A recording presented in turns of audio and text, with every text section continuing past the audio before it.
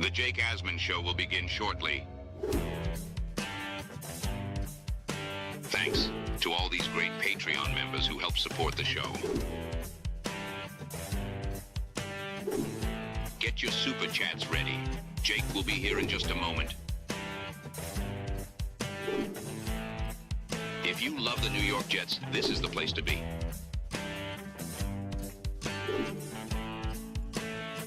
And now, the Jake Asman Show. Can you smell it? The first Jet practice is in the books. There's football in the air. Robby Sabo was at one Jets drive today, and he's hopping on for his top takeaways from day one of practice for Aaron Glenn and the 2026 New York Jets. It's the Jake Asman Show. Let's hit it and get it started. We sitting in here, we excited as hell. Now it's time to get to work. Are you a happy guy? Oh my goodness, let's go! I haven't felt joy talking about the Jets in a long time. When they announced it, I went, yeah!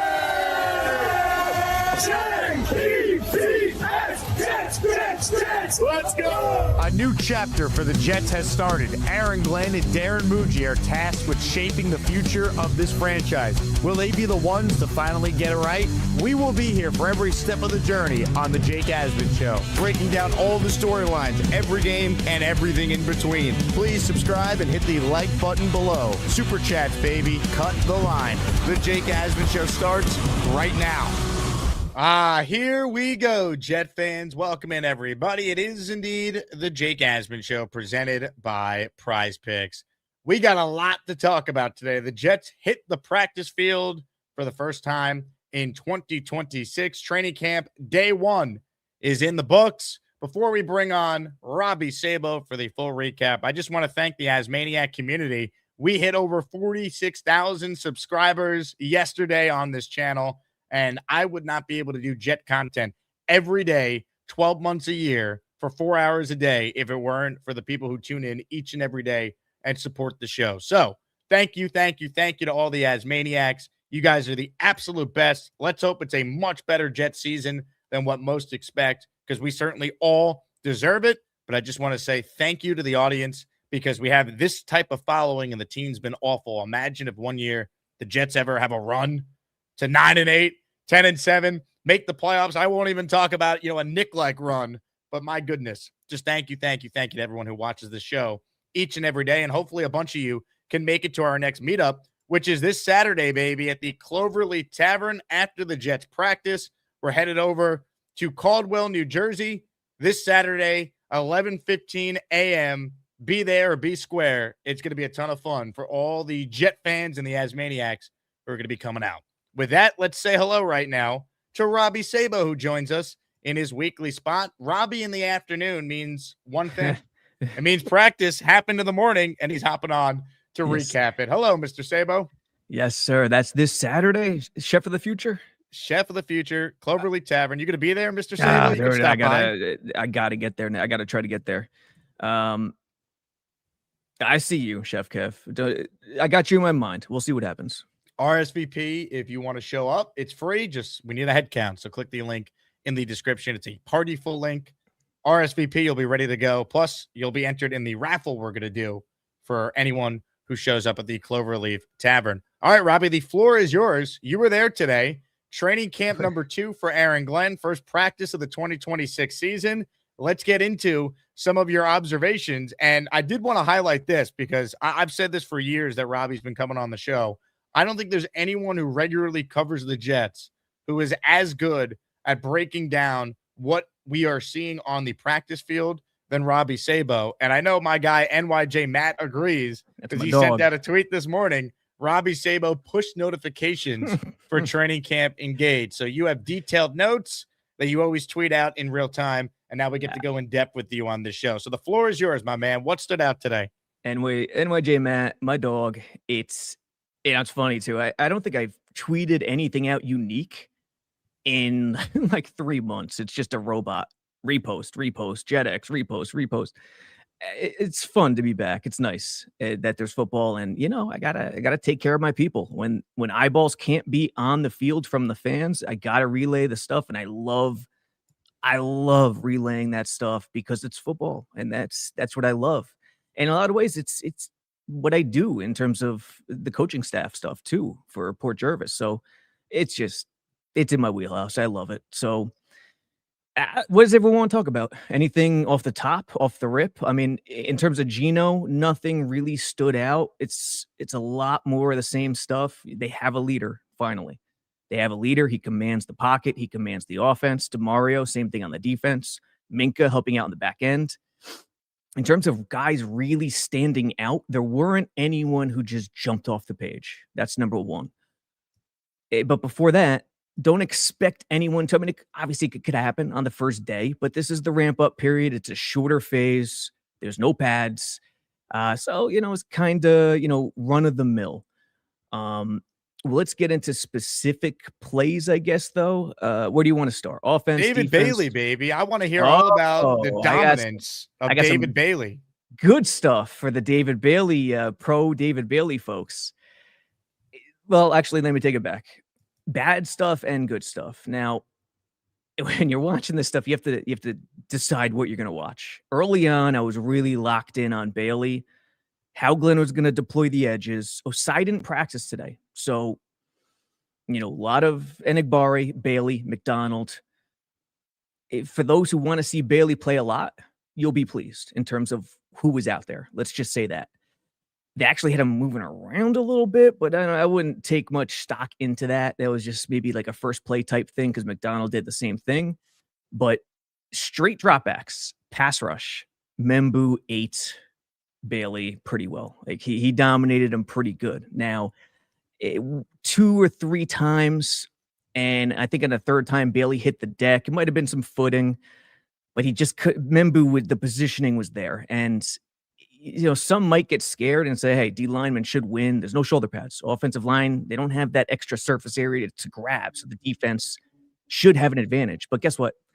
I don't care that he didn't win those reps. What I want to see from David Bailey, and more especially this Jets coaching staff, is to have the proper plan for him. Because coming from Big 12, his collegiate program, Texas Tech, they had him do whatever he wanted, pretty much. Now, I'm being hyperbolic. He had to still kind of be within the scheme, but it was never based straight up. It was slant inside, slant outside. It was freelance. Just get to the quarterback, get to the running back like you're a pass rusher. So there's a transition going into the NFL. He has to be 1 of 11, and that's what I wanted to see. What was the plan in terms of him being 1 of 11 with the Jets? Let me get the tweets up. The positive plays are boring, and I don't care if people think they're boring, but they're positive. On one, it was we could say it was a boot, and he was the backside edge, turned into front side because of the boot, and he stayed home. He didn't take the junk. He didn't scream down the line. For a rookie on his first day of training camp, staying home, then using his quickness, allowing Geno to come to him, was very promising to me. And it turned out to be incomplete because it was naked. And the whole job is to get Bailey sucked down, that weak side edge sucked down, the backside edge. So that's number one. Number two, on a run play earlier, either that series or the series before, again, it was, I don't want to give away the concept, but it was a run in which the edge has to be responsible. Has to. He cannot get his nose stuck on the inside, or you're going to screw your defense. And he stayed responsible. He opened up. He kind of just waddled down the line a little bit and eventually screamed down the line and made the tackle with someone else. I don't know who it was, maybe DeMario, but it was like they both met at the same time, and he came backside, met Isaiah Davis, who cut back to the backside for like 1 or 2 yard gain, maybe no gain. So those two plays, and overall, although he didn't splash, those are the more positive things. They have to integrate him into 1 of 11 team defense oriented stuff. And so far, so good in terms of Bailey. You look at David Bailey, and all eyes will certainly be on him throughout the summer. He's going up against 2 legit tackles every day in practice. So you talk about, iron sharpening iron, right? Like that's what David Bailey is going to be able to work with here. The Jets posted this photo earlier, and I know Will Parkinson mentioned this on his X account. Olu Fashanu looks like he added a ton of muscle, at least in that photo there. Yeah, It's certainly noticeable. Membu, of course, was awesome as a rookie. You expect him to take a step forward. So just give me your thoughts on what you saw from these tackles today, because, I mean, confirm what Will was saying in this photo. Olu looks like he certainly has added some real muscle now going into his third season in the league. Yeah, look, I mean, if Fashanu takes a step, you got a Pro Bowler. And Membu, if he takes a step, it could be even more. And Membu was impressive against Bailey. Now, he's a rookie. I understand. Ed should win without pads. Not win, but have the leg up. And it wasn't even close. Membu just shut him down.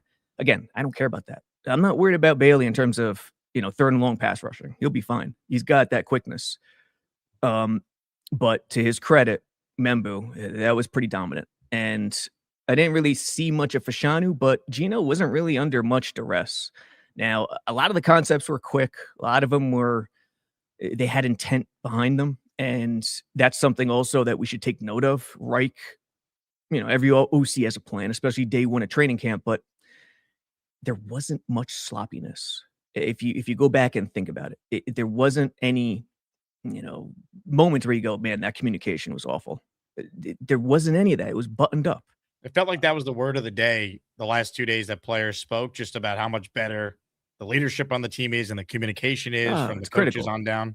Critical. We talked about it in the past with losing Mosley. I was never a huge Mosley fan as a player, but, especially the signing later in his career. Obviously, he was a stud in Baltimore, but you lose so much when you lose that guy. You do. And I'm not trying to slight Sherwood, but those are big shoes.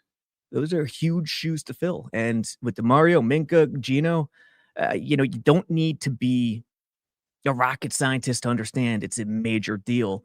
And, understanding that the communication is there and they're buttoned up isn't something that's going to smack you in the face. It's something that you think about later on after practice or after a week or two. And today we looked pretty good.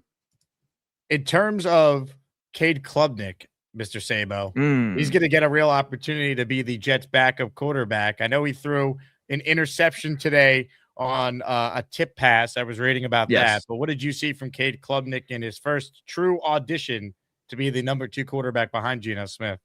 Yeah, the pick was, I think, Mykal Walker, right? If I'm not mistaken. And was it weird seeing the Jets intercept a pass? Yeah, I thought it went to a coma and woke up 10 seconds later. It was a ballsy throw. And by the way, there's a lot of traffic in front of us. So I was right next to Antoine. I'm like, Antoine, did you see what the hell happened? Kind of didn't see the whole thing. But this for sure, based on what preceded it. It was a ballsy throw. It was timing, anticipation, 5 to 7 step drop, look to the right. I forgot who the intended target was, but everything had to go perfect for it to work. If the placement was low enough, it would have been out of danger, and maybe it was. I don't know for sure. Again, a lot of traffic in front, but it somehow got tipped up, and it was a junk ball where Mykal Walker coming back made the fortunate pick. Let's say that. The positives for Klubnik on one play, a popular running back passing concept, I'll say that. Hit Isaiah Davis, really boring, nothing that stands out, but when you look at the nuance, he had to wait. And when you're a rookie and you're a quarterback, you want to get rid of it. You want to get rid of it. You want to get rid of it. You don't want to get touched. And he kept drifting, and he waited appropriately for Davis to come clean.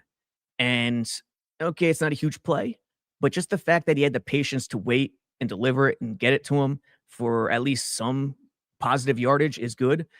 And the other big one, Arian Smith, middle of the field, Klubnik read it perfectly.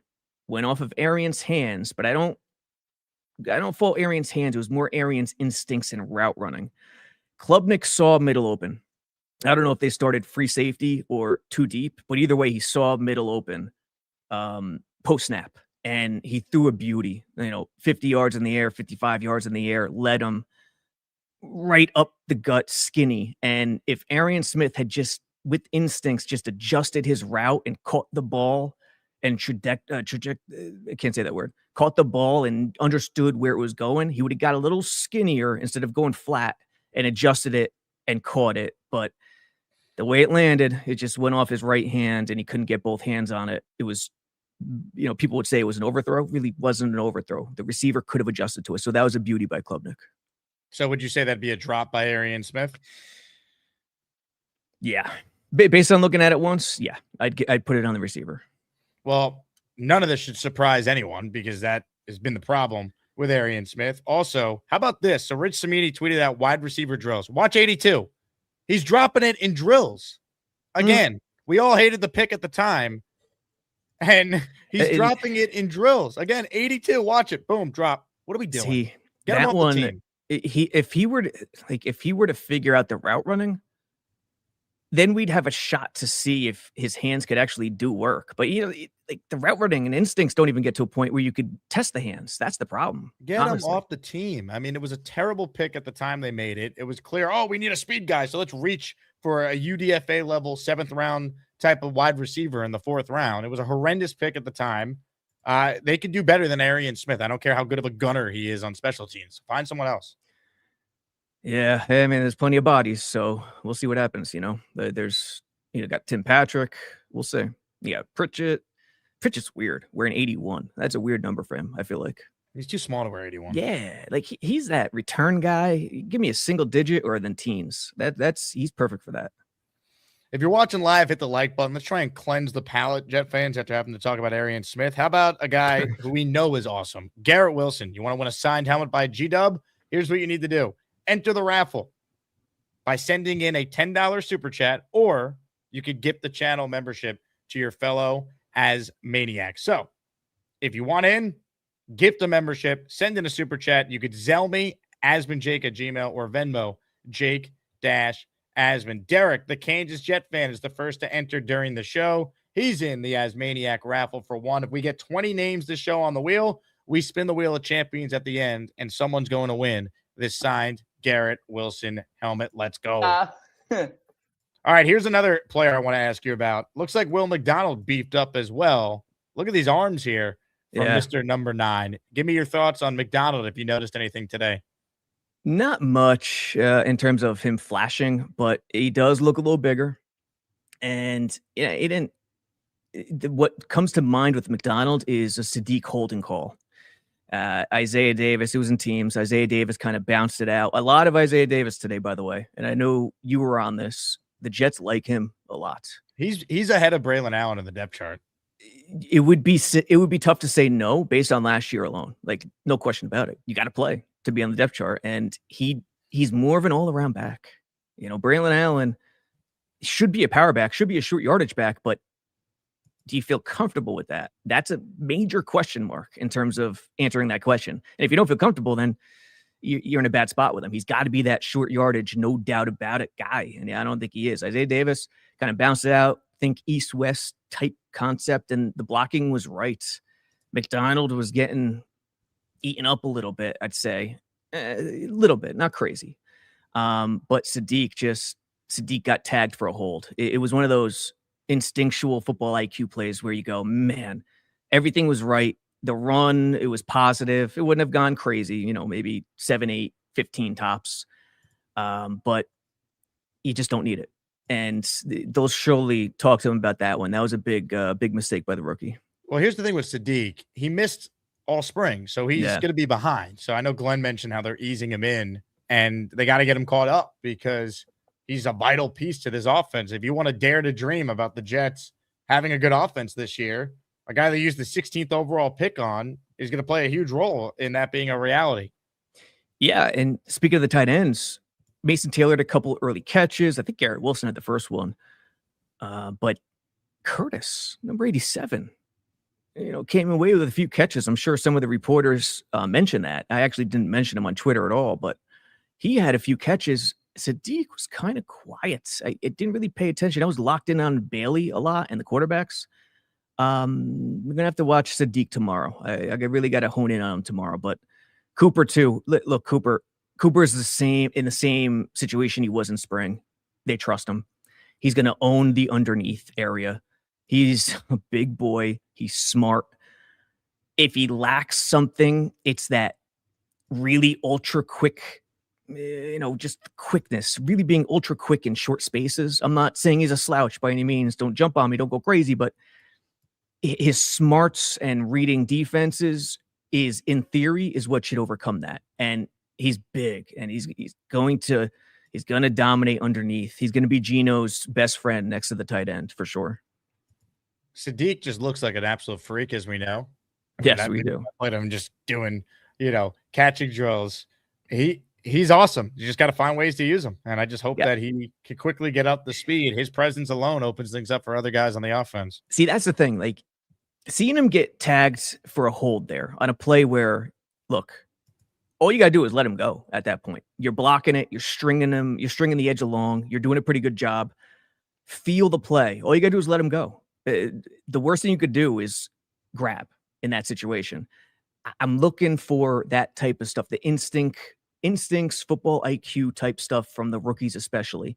And like with Bailey, I don't care that Membu ate him up in pass rushing. It's early. I don't give a crap. But kudos to the coaching staff for having the right plan. Dunbar, Glenn, making sure he keys in on his reads and takes that seriously as one of 11. Cooper, I think he's miles ahead in terms of his role in the offense compared to anyone else right now. Comments, questions, super chats, cut the line. We're giving away a Garrett Wilson helmet at the end of the show. The danger zone in the raffle. So we're up to 2. By the way, we need 18 more. And then the Wheel of Champions is guaranteed to happen at the end of the show. Robbie, in terms of anything else that caught your attention here, I don't want to speak for you, but I was going through your notes and details on some other players here. So the floor is once again yours. Give us something else that caught your attention today on day 1 of training camp practice. Geno was, not stellar, not bad.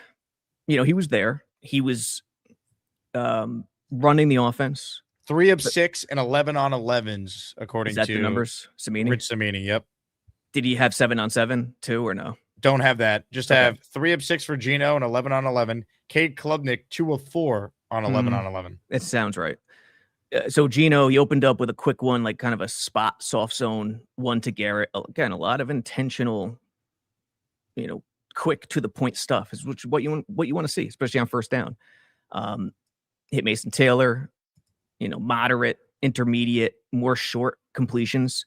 The first deep ball down the left sideline, going to AD. Oh, yeah. Had AD open. AD created separation against Brandon Stevens. Now, I don't know if Geno started right. If he started right with his eyes and that was, third read on the left side, I can understand. If he started left, then it's a bad one by Geno because he underthrew him in a big way, allowed Stevens to catch up. Stevens he should have gotten called for a DPI actually because he really turned AD with his hip. Yeah, he got away with one, and the ref was right there. But landed incomplete. Had Geno just led him or been right with the timing, it would have been a score. It would have been a touchdown. So it was kind of like that for Geno. It wasn't perfect, but it wasn't horrible. Samini noted it was a play action throw to AD. Plenty of zip. Was it play action? Well-timed on an in-cut. And Samini noted his worst throw came in 7 on 7 on an underthrown deep ball to AD Mitchell, which was broken up by Brandon Stevens. Oh, it was 7 on 7 too? Well, there were 2 different plays. There was the play action one where he completed the in 11s, and then there was a 7 on 7 throw that Stevens deflected. Okay. It was 7 on 7 then. The deep ball. So you put more onus on the quarterback then. Like even if you did come back to the left after starting your eyes to the right, you want them to be right with the timing in 7 on 7. Robby Sabo is my guest. Ladies and gentlemen, don't think we forgot about today's Azzy Awards. They continue this afternoon. The Best Takes Award is up for grabs. Congratulations to this morning's winner in the Need More Calls Award. The people voted for King Lowski. He won the Azzy, so hopefully the King starts to call a lot more now that training camp is here. But today, the Best Takes Award is up for grabs. Your votes determine who takes home the Azzy. Voting is officially underway. Cast your vote for the best. It's time for the Azzy Awards. It's time for the Azzy Awards. Cast your vote for the best. It's time for the Azzy Awards. Some outstanding nominees for this one. Gary 3D Boxing, Kyle Clifton, The Rooster, and Doc Jet Fan. Your vote determines who wins the Azzy. Robby, congrats to you on being nominated for an Azzy Award. You are up for the highly coveted Best Co-Host Award, favorite co-host. It's you, Omari Brown, Joe Blewett, and Frankie V. How about 3 of the 4 nominees representing the website you founded, JetsXFactor.com? Vote for Joe, Omari, or who's the other guy? Tanky V. Tanky Never V. heard of him. Tanky V. Never heard of him. Just don't let go of the rope. Vote for Joe, Amari, or my boy Frankie. It's just an honor to be nominated, honestly. That's what they all say. Let's be real. Yes. You want to win it badly. Let me ask you this. When Aaron Glenn went up there today and referenced the term butthole, was he referring to you? I'm not trying to be a butthole. A butthole. The drops of ammo, it doesn't stop, does it? You know what? In a lot of ways, butthole sounds dirtier than the word he's trying to replace. No, I think he should have just let it rip, but I do appreciate a good butthole term. Yeah, it's so rarely used at this point since the days of Beavis and Butthead went off the air that it sounds dirtier. I don't know. It really, yeah. A little dirty. It's dirty, man. Getting down and dirty. Yeah. Talk to me about Jawan Briggs. I think he's criminally underrated. I know you noted that he made a really nice play for the Jet defense today. Yeah, I didn't see who he beat, but on one, he snuck in. You know, I didn't see the move. Just saw him in the backfield, lightning quick. I don't know if it was a pass situation. Have no idea. Didn't get the sack. Obviously, quarterback got it away. I think it was Klubnik, but he snuck in there. And notice what I said: Briggs on the field with Klubnik. There's a plan is materializing in terms of the personnel defensively. I can't give it away, but Briggs is going to have a huge role. There's no question. I just, don't think of him as, the number 2 IDL or number 3 IDL, or think of him as the pass rush IDL. That's how I would go about it. The sub rush defensive tackle. Comments, questions, super chats. They cut the line. I know you were there for the Glenn presser today as well. Anything catch your ear that he said besides the butthole quote that we're having some fun with? He doesn't, and it was just said it respectfully, obviously. And I tell people this all the time. If I were an NFL head coach, I would be worse than Mangini. I wouldn't give away anything. I'd have things on lockdown, especially in today's era of technology. I mean, 2008, child's play compared to today. So God forbid. But I think in that vein, he's going a step further. I mean, there's no other way to come away from it, because he doesn't want to even delve into what his message is to the team out loud to the media. And I completely get that. I'd probably do the same thing, but that's a departure from last year. The butthole thing, a departure from last year. He wants to ride things a little differently. Yeah, he basically said, hey, I'm not trying to be an asshole to you guys. I don't want to say, what my message is to the team. He doesn't want to try and create headlines. And that's actually growth from him as a coach, which I'm fine with. And the other thing is, he didn't want to talk about what he reflected on that he knows he needs to improve on. I mean, the most obvious is he needs to hire a better staff. He fired both his coordinators and half his coaching staff. So we know that's an admission of, I sucked at hiring them in the first place if you're pulling the plug after a year. But, I mean, all aspects of his coaching needs to improve. So I don't think he wanted to say that, but it's obvious. Hopefully his self-reflection certainly revealed what we all saw last year, which was one of the worst coaching we've all ever experienced. Yeah. And think about it. No one's going to get on him for not sharing his message to the team. Why? This is just a theory, but this is my theory, because he was open and honest in the way he communicated. Hey, I don't want to share that stuff. Agreed. I thought he was very good at the podium. Right? Today. Like, if you're open and honest and genuine and authentic, but while refusing info, you can't get hammered. And I think that was a smart way to go about it. Really smart way. The other interesting aspect, shout out to Parkinson for having the question of the day for Glenn. just bringing up analytics, bringing that up. And Glenn went into, I don't want to speak too much on it because I got to read the quote first. I just heard it. But Glenn kind of went into an area where he admitted to having his eyes opened. Now, I don't think it's just analytics.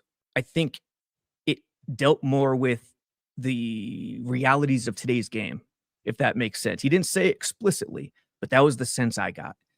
And if that is the case, I think that's a really good sign because, I've been saying it for years upon years. Offensive efficiency drives the bus today. Nothing comes close to in importance. Nothing. And you could be a defensive coach, you could be an offensive coach, you could be a basketball coach on the NFL sideline. I don't care.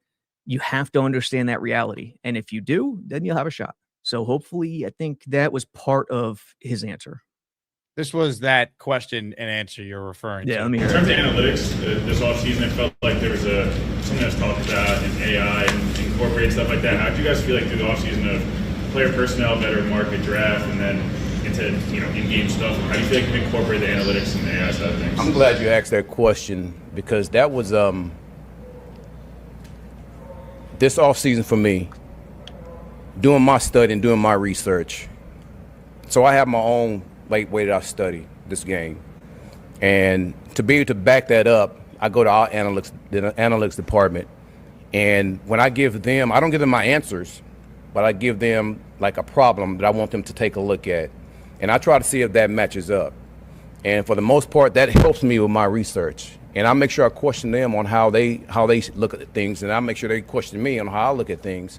And we try to come together for an answer. So, man, that was huge for me this offseason as far as the research on, man, what are the predictors of winning this league? Like, what is that? How does that look? And being able to have an answer for that and being able to articulate that to our players and let that be a focus. Let that be a focus. So, again, I will keep really the messaging to between me and my players, but and that was huge for me this offseason to be able to do that. The Jets are using Jet GPT, Sabo. Yeah, I heard that. That was part of what I heard this morning of you and Amari, whoever the commenter was. What are the predictors of winning in this league?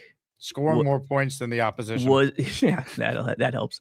Was the line that stood out for me. And, I think, yeah, maybe he was shook, shake to the core. I don't know. Hopefully in that regard he was. In terms of scouting defensively, I think he's always been right there. I think he's been fine. But we'll see. Hopefully, and look, you can't go crazy the other way either. Analytics can't be the primary driver of who you take. It just can't work that way. It's a great tool in terms of helping out what your eyes see. Ladies and gentlemen, Super Chats cut the line. So let's hit this one from Jamal, who starts it off and says, can Robby break down Nania's article on JetX stating that Frank Reich's passing offense is inefficient and outdated? I saw the headline. I didn't check it out. Jamal, is it? Jamal. I'll be on, when am I coming out next week? Tuesday? I got to see the practice schedule. Yeah, we'll see. I promise you. I'll read it and then get back to you. Just be on the show the next time I'm on. How about that? Atlanta Jet fan says, would the Jets give Tampa a first for Baker? Maybe, but there's too much unknown here. One, is Tampa really not going to make a Baker Mayfield a long-term offer? They're just going to let him walk. I don't see that happening. Two, where are the Jets picking at this time? Or not at this time. Where are the Jets picking in January when we figure out the entire first round, and how many quarterbacks are available? So it's an impossible question to answer. Would I personally be open to trading a first to get Baker? Yeah, I would. He's a really good quarterback, and I got 3 first-round picks. I can afford to trade one of them. Might cost you a little more than that, though. But, yeah, again, it's impossible to answer this far out. Yeah, that's a later down the road move, obviously. And it's, I think for a lot of Jets fans, correct me if I'm wrong, everybody, but they think of Baker Mayfield at this point, and they know he's a solid, good quarterback, but it's kind of stale, right? He's over 30. It's boring. It's kind of, I think that's the same tone Rams fans felt when they traded Goff for Stafford in a lot of ways. And Stafford probably is the better historical quarterback than Mayfield. Definitely is. at this point with the Super Bowl. But at the time of the trade, I don't know. It's more debatable. The point is, the stale quarterback should always be an option. Like, if he's a quarterback and could play in this league, he should always be an option. So I agree with you. Look, Baker's going to be a free agent, but they could tag him so they don't lose him, which is what they would do. Yeah. But I'd be surprised. My prediction this entire year is going to be the Jets have sold Woody Johnson on a plan where they get their quarterback in the 2027 draft. It's build the foundation so that quarterback steps into a situation where they could have success like Pennington did all those years ago and Mark Sanchez did in 2009. That's their plan. Could that change? Sure. Maybe there's only one good quarterback that comes out, like this past year with Mendoza, and the Jets aren't in position to get that player. Who knows? Maybe Joe Burrow's like, I want to be a Jet. Crazy things happen. But I think their plan is to get their quarterback in the draft, and that's why you got to hope these young players they've added to the team look pretty good throughout the year, even if the Jets aren't winning a ton of games and they're going to have a new coaching staff, because you want to have the best roster possible for whoever the quarterback is, week 1 of 2027. Or maybe you do draft the future quarterback or the guy you hope is, and Geno has a good year, and you keep your Geno. bridge. Yeah. And you keep Geno, and that guy is grooming. That guy's in the grooming position, like kind of like Pennington. You brought up Pennington. Yep. He sat for a couple of years. Sanchez thrown right into the fire. I'm not one of those people who think it has to be one way or the other. It depends on the situation, depends on the person, depends on the coaching. Most importantly, these days. So too much could change to speculate about next offseason. Ladies and gentlemen, the Doc, who's currently up for an Azzy Award for the best takes, he says, what did it look like with McDonald and Bailey on the field at the same time? I was worried about edge containment with those two, but too soon to tell, ? Well, the fact that I feel good about the plan that Glenn and Dunbar are really drilling into Bailey's head, that he's got to transition from Big 12 air raid, do whatever the hell you want, into 1 of 11. The fact that I feel good about that, take that as a good sign. McDonald, we really didn't. I don't think we saw too much of McDonald and Bailey on the field at the same time, most likely because they were working on base stuff. I don't think they were working on much sub stuff today. So I think it was more, and this is just me speculating based on the calls, based on the personnel, it was more first and second down. Ladies and gentlemen, your super chats will continue to cut the line. Like this one from Wild Stallions, who says Sabo's training camp takes greater than his blackjack takes. This is true. I will not argue. I'm not trying to be a butthole. Wild Stallions, thank you for that. We'll get to your calls coming up. Before we do that, though, and talk more from today's practice, let's talk about our sponsor today, Zip Recruiter. Here's what I know about the Asmaniac community. They always go the extra step. I've had listeners drive hours to events, help new people feel welcomed in the chat, and share this show with fellow Jet fans because they believe in what we're building. Those things might seem small, but when someone goes the extra step, it always makes a positive impression. And great candidates can do the same on ZipRecruiter by explaining in their own words why they're interested in your job. ZipRecruiter has a new feature that shows you the most interested qualified candidates first, so you meet the right people faster. You could try ZipRecruiter and meet great candidates who will go the extra step for your job. 4 out of 5 employers who post on ZipRecruiter get a quality candidate within the first day. Try it for free today. ZipRecruiter.com/audio. That's ZipRecruiter.com/audio. ZipRecruiter, meet your match. Comments, questions, super chats, cut the line. I didn't see anyone on the Jets beat post anything about the kicking battle. Did they not do any field goal kicks in front of you guys today?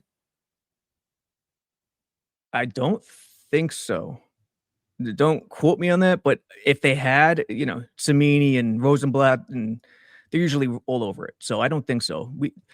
There was some McNamara. There was some of that stuff. So I think it was more about the punting unit today. The punting unit, which was excellent last year. Yeah, it felt like a base offense, defense, start from the ground up, balanced type of stuff, and punting. We'll see what tomorrow brings. And again, listen, this is still the ramp up phase, my people. It's no shoulder pads. It's just helmets. So yeah, I want to document day by day what the plan is. But I think today was base, and punting. Doc wants to know, what about the Pond injury? Update, please. Well, Glenn said it's not serious, and it's a calf injury, though. Yeah, it's a calf. No, I don't think anyone saw it. He said everything. I mean, pretty much is not serious. I'd probably do the same thing. Sweat too, right? Days earlier. Yeah, they're saying it's not a big deal for Sweat or for Ponds. The Sweat injury concerns me more than Pond. Sweat's 350 pounds. Big I don't care if it's a minor hamstring issue. Any soft tissue injury with a guy that big who needs to be in game shape, ready to go for a revenge game week 1 against Salah. I don't like hearing that. Yeah, you want the big fellas to be healthy, especially with the Chris Jenkins traumatic brain injuries Jets fans have. I get it. So, you hear not serious. That's good, but it's still going to weigh on you. It's still a thing, and it should be a thing. Comments, questions, super chats, cut the line. Did we miss anything else today specifically, Robbie, that stood out? I was going to ask you guys, ask about anyone, any player, maybe it sparked something or anything another reporter shot out there that I could probably recall, perhaps. Well, you tell me what you think of the comments that Garrett Wilson made earlier, that it feels different and this could be a special season. Are you buying that after one practice? Did you feel the magic that Garrett is apparently already feeling? No, but to a degree, yes. It's like, I understand what he's saying. It's his 5th year already, obviously. It's like, the guy or gal, lady or gentleman who has always, and it's mostly ladies, who've always wanted a family their entire life, get married, they picture the picket white fence, have a kid. The biological clock is ticking, and that's kind of Garrett Wilson. This is his 5th year already in the NFL. He hasn't had success. That's what he said. He said he's chasing meaningful football this year when asked what his goals are. So if anyone gets us to Garrett, we understand, like the media, the fans, we understand that mindset. Now, I've been one to get on Garrett more than others, and fans will blast me for it, and I get it because he chose the Jets. He is one of them, and that's rare. So they're going to love him and defend him to the end of the earth, and I understand that. It feels different in that leadership being there. I bet that is a part of it, and that extends to obviously DeMario, Gino, Minka, but Frank Reich especially. The only video I snapped today was just receiver drills, plain old receiver drills. And Garrett was walking back to the start line where the quarterbacks are and the receivers are in line. And Frank Reich went up to him and they just chopped it up for, a good 20, 30 seconds in between the reps. So from that regard, I get it. From a winning on the field regard, the special sauce won't be revealed until week 1, until we see the plan that goes into playing against Tennessee. That's my view. I'll give you the quote of the day that I thought from the players who spoke. Well, the quote of the day again was this. I'm not trying to be a butthole. But the quote of the day from a player was this from Minka Fitzpatrick. One thing that you want to prove this year as the season goes on? One thing I want to prove this year? I don't know. I want Jets fans to be proud of the team. I want Jets fans to be proud of wearing Jets hats, Jets t-shirts, wearing the green and white. You know what I'm saying? I grew up in Jersey, and I know how a lot of Jets fans feel. They love the team, but we haven't had a lot of success in the last few years. So I want to go out there and show that we're a team that's going to play with high energy, high effort. We're going to go out there and have as much success as we can, and we're going to be a team that people will be proud to represent. Win games, then I'll be proud. Where did he grow up? Was it North Jersey, South Jersey? Why am I forgetting something? North Jersey. That's what I thought too. Okay. Yeah, I think that's a great answer. He's from Old Bridge. Okay. It's a great answer. And look, sports, like what's one of the best things about sports is going on Instagram and seeing the water boy or, special needs kid shooting the 3 and making it. I saw a clip the other day of they were doing that for a kid, and some 6'4" kid came out of nowhere and blocked it just sent it flying into the 5th row. Where is this going? But it cracked me up. But that answer, it connects with fans. That's a very important thing. And, being proud and having that connection, home state, hometown team. So fans, that's a really smart thing Minka did. And that speaks to his leadership.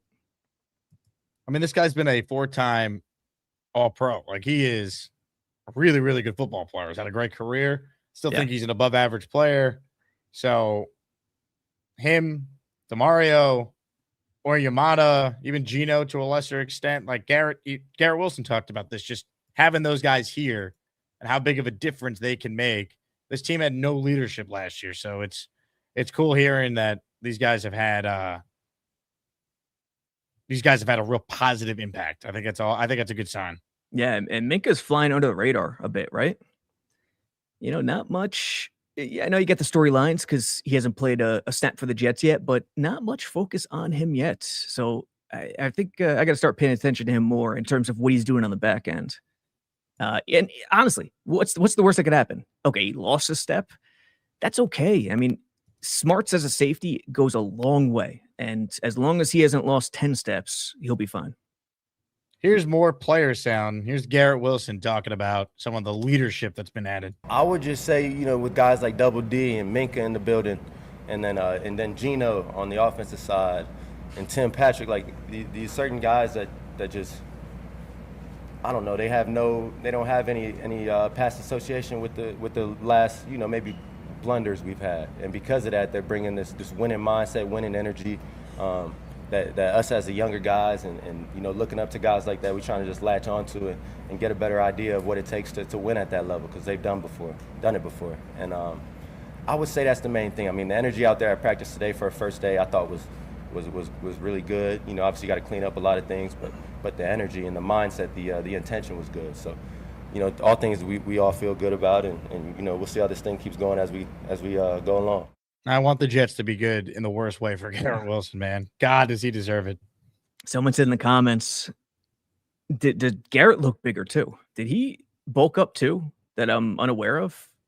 Because when I read that comment, I'm like, yeah, maybe he did. He might have bulked up, which could only be a positive. Because if he has any slights on him, it's that, catching traffic physicality area. And that would be something if he improves in that area. Ladies and gentlemen, Robby Sabo is our guest. You can ask him questions like Danger Zone has with this super chat. More impactful weight gain, Will McDonald or Braylon Allen? I mean, Braylon Allen's always looking insane. I think it's Will McDonald. Will McDonald, we all said he needed to add weight as he was drafted. That was a storyline. Yeah, McDonald. McDonald is, but McDonald's more impactful weight gain. Braylon's more mindset and attitude. He's got the size, he's got the weight. He just has to shift that mindset into a role, which should be short yardage back, and just be a menace to anyone who wants to come close to tackling him. And if I'm the coach, if I'm someone on the coaching staff, the running back coach, that's what I'm selling to him every day. You could carve out a niche in this league as a short yardage back, as opposed to thinking about the grand picture. Because a lot of guys think about the grand picture and they want to be the superstar and they want to be Bo Jackson and be on Wheaties and never get there because they never first carved out their own slice. Sometimes look for your own slice, and that leads into something bigger. So that's what I would be selling Braylon. But yeah, McDonald has a mindset shift, perhaps that needs to change as well. I don't think it was capable of happening without the weight, though. So the weight for sure, McDonald. Super chats, cut the line. And again, if you're just tuning in, Garrett Wilson signed helmet up for grabs at the end of the show. Gift your fellow listener a channel membership or send in a super chat to qualify. This one's from M123, who says, will Cooper be better than AD? Also, M. Villette says Gino's better than Mayfield. True. All right. I could answer the second part real quick. No. All right. Baker Mayfield is significantly better than Geno Smith. Stop it. So we don't even need to spend any more time on that. And the first part of the super chat, though, Your thoughts on Cooper versus AD? Is Omar Cooper Jr. going to be better than AD Mitchell? I remember being shocked by Baker 2 years ago when he was going on game-winning drives with toughness. I was like, who is this guy? This is unbelievable what he's doing. They're different, Cooper and AD. I could see a world where AD has more yards and Cooper has more receptions. AD's that vertical threat. He's the vertical guy. He's going to be the clear-out guy. And Cooper's going to own the soft spots and read the coverages underneath and be that security blanket. That's the best way I could describe it right now with those two. I'm really excited about Cooper. Me too. I love the Cooper pick. Pons too, not as much as Cooper, but Pons I like too. It's just it boggles my mind how much they trust him right now. Now, who's the guy behind him? Who is receiver number 4 right now? Patrick? Who is it? I don't even know, but Arian Smith, who's dropping passes and ball security drills. Who else is a candidate? Pritchett. I mean, the wide receiver room right now is Garrett Wilson, AD Mitchell, Omar Cooper Jr., Tim Patrick, Isaiah Williams. Jeez, my fault, Isaiah. Arian Smith. I don't think Arian Smith should make the team, so I'd be looking to upgrade there. Let me say this: I was searching. I knew there was someone. I was searching for Isaiah Williams. Cooper's a rookie, and Glenn. I think Rich said this on Jets Collective the other day. When in doubt, he defaults to the veteran. It's a good show.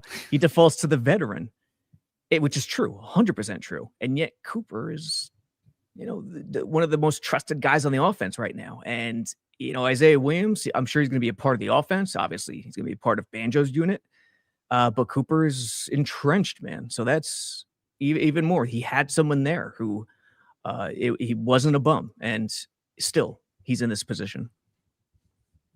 Next question is from the big fella. He wants to know, how does Darrell Jackson look, and is he big enough to play nose tackle? I caught the big fella, his appearance this morning. Short, sweet, to the point. The Beast Whisperer? Yes. I wonder if Beast took it to heart or not. We shall see. But, man, Max gets him going. Jeez. Is that the Beast? Beast, what happened? Wrong pipe? Ugh. A little rough. What happened? First. What are you doing? Yeah, B, sometimes I don't know what the hell you're talking about. Anyway, back to Darrell Jackson Jr. I didn't know Beast was a pinky up drinker. You see that? So Darrell Jackson, when they drafted him, I thought he was going to be Sweat Shadow because he's massive. But he doesn't look as massive. Like, you look at Dwan Briggs. Briggs is a bowling ball. He's shorter. Jackson is so much taller, so he carries the weight better. And once you saw him in person, and then Glenn said he's going to be the big end, which means he's Onyemata's shadow as opposed to Sweat. So he's going to be playing the 5-tech a lot. And that's a big man to play the 5-tech. Onyemata is too, but Jackson's bigger. So can he play the nose? Probably, perhaps in time, but he's going to definitely be playing big end, which is still an interior position in a 3-4. Just kicked out a little bit more behind Onyemata.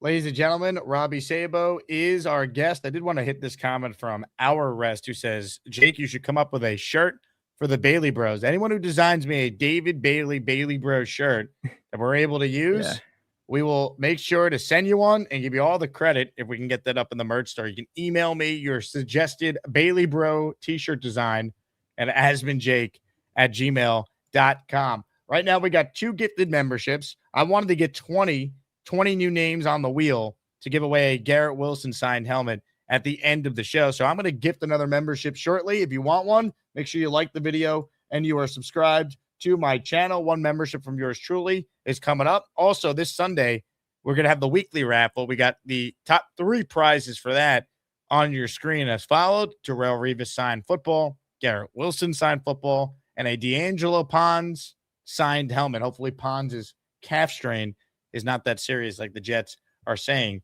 it is not, because they certainly could use him to be a big part of this defense. Robby, here's a question I have for you. Yes, You sir. look at how important week 1 is. Do you think you'll notice anything different in how Glenn approaches camp to hopefully have the Jets more ready to go, knowing how important we all believe week 1 is? And that can mean guys play a little more in the preseason than they did last year, or are they going to play less than they did last year? I'm just curious your thoughts on, like, is there going to be like a noticeable difference in training camp? Because the coach is on the hot seat. Week 1 is a de facto must win, I think you could say, for a lot of people. And it's fair to have that opinion because I share it. Just your thoughts on how Glenn's going to approach the summer compared to what we saw last year. Well, first, Beast, by the way, Tony Soprano was a pinky up drinker too. So don't take offense to it. You're in good company. That's a great question. He ran, and Samini said this on Jets Collective too, and I agree with him. He ran a good camp last year. He did.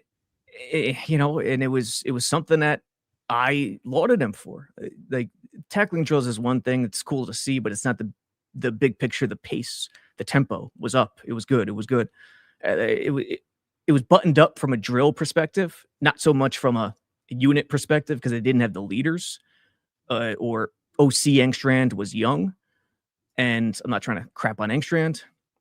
Wilkes had a rough year. So it could be better. It could look crisper. It could look more buttoned up, more communicative. But at the end of the day, no, because I think a lot of this league comes down to the plan week to week. It comes down to the philosophy. Because you'll never get that answer in terms of, okay, your team is up 10 points early in the fourth quarter. You have the ball. What's your mindset at your own 10-yard line? Are you going to just choke it up 3 times? Or are you going to actually go for first downs in a safe but smart way? You will never get that answer in the summer. And if you choke it up 3 times intentionally, you could easily lose that game because it's not 1988 anymore. So you could get better signs. And I think the things you could look for this summer is some of the stuff Kubiak said this time last year before he was taking over Seattle's offense. He said something about being connected. Every position on the offense, 1 through 11, be connected. You almost have to be actors on the field. Quarterback, running back. You have to sell everything like it's the same play. That it's about deception. So maybe you could get a sense of that during August, but it's tough. But if anything, I think that's a really important modern part of football. Stainless Ninja writes in, hola, buttholes. I'm not trying to be a butthole. A butthole. Can I ask a simple question in response to Glenn's comment there? Is anyone trying to be a butthole? Again, it sounds dirtier than the A word.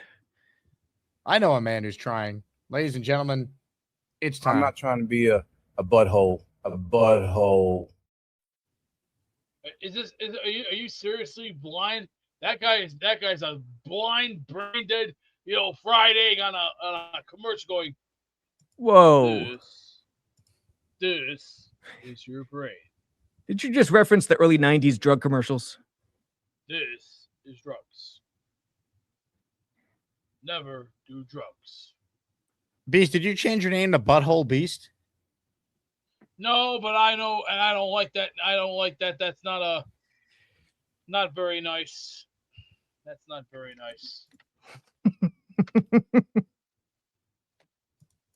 That's not nice. That's in my back pocket. I won't. I'm trying to call. I already had a nice sleep. I already got some tomatoes, and I got some peppers. Red. Need to make an appointment for the dentist. Do you have an appointment? Tomorrow, 3:30. So you're lying to the audience. It says you need to make an appointment. You already have an appointment. I already took care of it. Well, what happened? What do you got going on? Teeth. Back here. Where's the tooth? You know where the fun starts? Right in the back. So you know what that needs? I get to lay back and I get to hear this. I get to hear this. Lay back, relax, sit up, And we'll let the doctor do the Novocaine. I'll be like, I feel nothing. You're gonna let the dentist have his way with you? No, I'm gonna let him do the Novocaine. They'll Novocaine me up, and then they'll probably wind up finding some nasty stuff, and then we'll have to out. And then speaking of nasty, butthole beast. That sounds nasty. No. All right, enough is enough. Look. I understand it's July. I understand everybody's going through a very tough time in life. But enough of the comedy bull nonsense. Either it's gonna cut or that's it. Enough said. So just to clarify, your name is not Butthole Beast, or it is? Enough. I don't think so. It says Butthole Beast. I'm just quoting you. Cut it out. Do I have to sound like Sting from Halloween Havoc 92 and go, cut the crap already, will you? Butthole Beast. Enough's enough. Butthole Beast. You want to sound like a moron? And we think some kind of a moron? It's like, geez, do I have to sound like how dad going from the movie going, you really have to fart like on my show like as well? You're thinking like a moron. It's a serious show. We're doing some real football talk here. Right, sure, Beast. Sure. You know who I am? I'm the Pope. Yeah, John Paul II. Beast. If Mad Max were a wrestler from back in the day, who cares about that loser? I got 1, 2, 3 kid. To say to that guy. 1, 2, 3 kid. I'd rather take Sean Waltman over a loser like that. Ah, man, he reminds me of the 1, 2, 3 kid. Yeah, right. What are you stupid? Son, maybe. Come on now. I know Sean Waltman way better than that. Hey, come on, the British Bulldog. How do you think I got all this? All this in front of me. Hey, Beast, who are you most excited to see in training camp? We'll see. We'll see what the numbers say, and we'll see where the number stands. No numbers. Name a player. We'll see how Sadiq does. We'll see how Mason. We'll see how Mason does. We'll see how all the other boys do. But what's Mason's last name? Taylor. We'll see how he does first. Are you guys friends? We'll see what happens. First name basis. I want to see where it stands first. If they got the guts, step up. If you can't do it, get out. I noticed that you mentioned 2 tight ends, kind of living up to that Butthole Beast nickname you gave yourself. You know what? You know what? Enough's to eat. Oh wow, he left, and he's back. Butthole Beast, welcome back to the show. Beast. You know what they're trying to do, man. He's back. God, Beast, you there? Yeah, well, lately I got a vicious temper lately, and you think I got enough problems on my plate? I wish I had a happy life, but you know what? It's not easy. What's not easy about your life? You hang out. You eat food. You try working with a single mom who's busting her ass, trying to get back on top. Not easy. You try going to school, working. Are you a single mom? Paying your dues. No, I'm not. I'm trying to say it as in terms of analogy. You guys don't listen to your analogy is that you're a single mom? You need to take a walk. Take a walk back through life from beginning to the end. See, the tunnel is a long way, except there's one little thing. There's a light at the end of the tunnel. We're already at the end of the tunnel. I'm not trying to be a butthole. A butthole. I'm not the last person you want to get into the fire with. I got a nuclear hot temper, and I know how to use that nuclear power. See, that's what people fail. I got a mean temper just because I'm German, part Italian, and Polak. And Japanese. Yes. That's because of respect. See, that's what America fails to realize. Because why? Because the ignorance is growing. See, that's what people are ignorant to rectify. So, Beast, if I'm following closely here, you used to be a single mom. Does that mean you transitioned from a woman to a man? Whoa. Single female. Now we're acting pretty foolishly pathetic. This is pathetic. That was a genuine question. I'm a real man's man. I've actually done my homework. I've done my studies. I've actually stayed in school. I've learned things in life. But you know the best part. One final question as well. Beast, You said you're a man's man. So does a man's man let someone eat pizza off their belly? Excuse me? First of all, you can take that picture, stick it straight up your culo. Whoa, Up that's by a nice looking butthole. I'm pie. not trying to be a butthole. A butthole. It's like it's a who's that 1, 2, 3 kid? It's like he took the slice off the pie, and there's joy on Beast's face there. I must admit. What's funny is Beast muted his own mic, so he's screaming and yelling to nobody right now. Look at him. Look at him. Screaming and yelling to nobody. DDT is where it lies. All right, Beast. We'll check back in with you.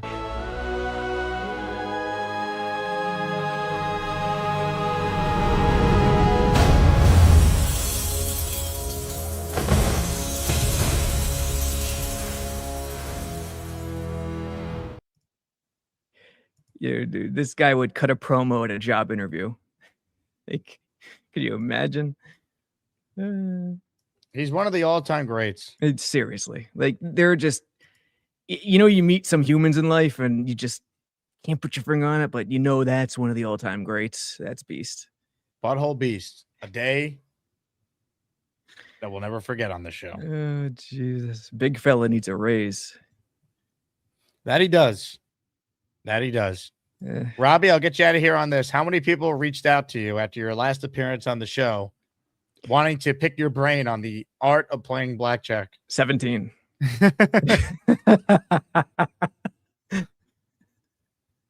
Incredible. Blewett enjoyed watching it back. He missed it, so he watched Wayne it. too. Wayne too. It was good.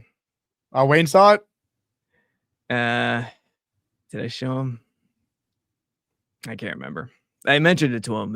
I think he saw it because he texted me. Yeah. That's great. Yeah. I love it.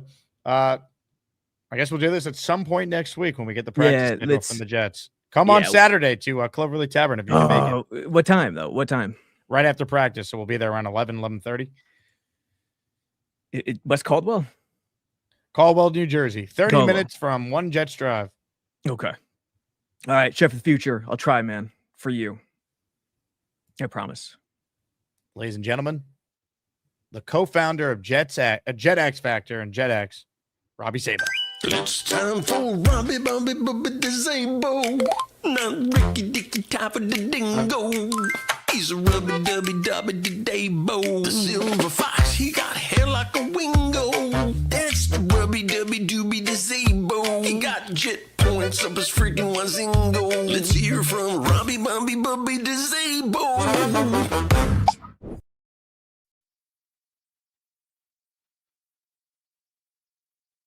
You can take that picture, shove it up your ass. You know what? No, that's it. Enough.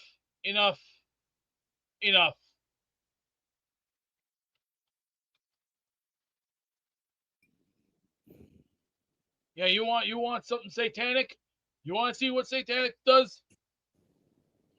Hi, Beast. Hello, Santa Claus. How you doing, buddy? You're a really good person. We all love you.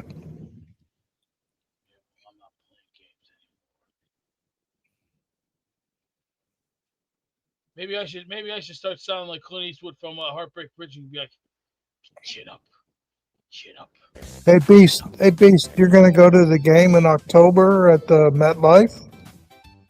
Oh, you'll see the leather by then. You'll see the leather jacket. All right, man. I'll tell you what. Everybody's looking. I'm not gonna make it, but everybody's looking forward to. I know that. I understand that. Yeah. I'm going down to Nashville, Tennessee for the first game.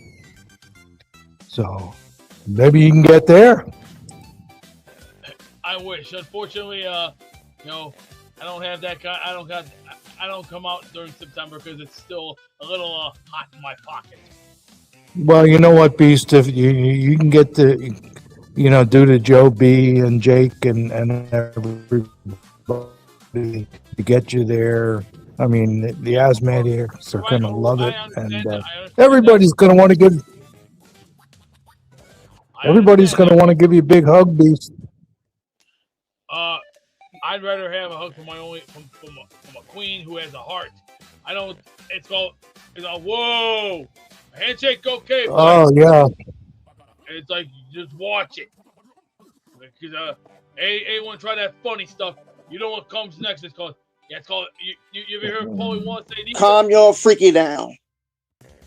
This and Yeah, if you're for South Beach was built. Yeah, it's 12. Yeah, hey, Beast. If you're referring to Amanda, she's a great person, and she'd give you a big hug. Calm your freaky down. That's Queen Amanda, and I bow. Yes, as sir. her president. You don't have to bow. She respects it. I'm not trying to be a butthole. A butthole. As king, you gotta know the goods.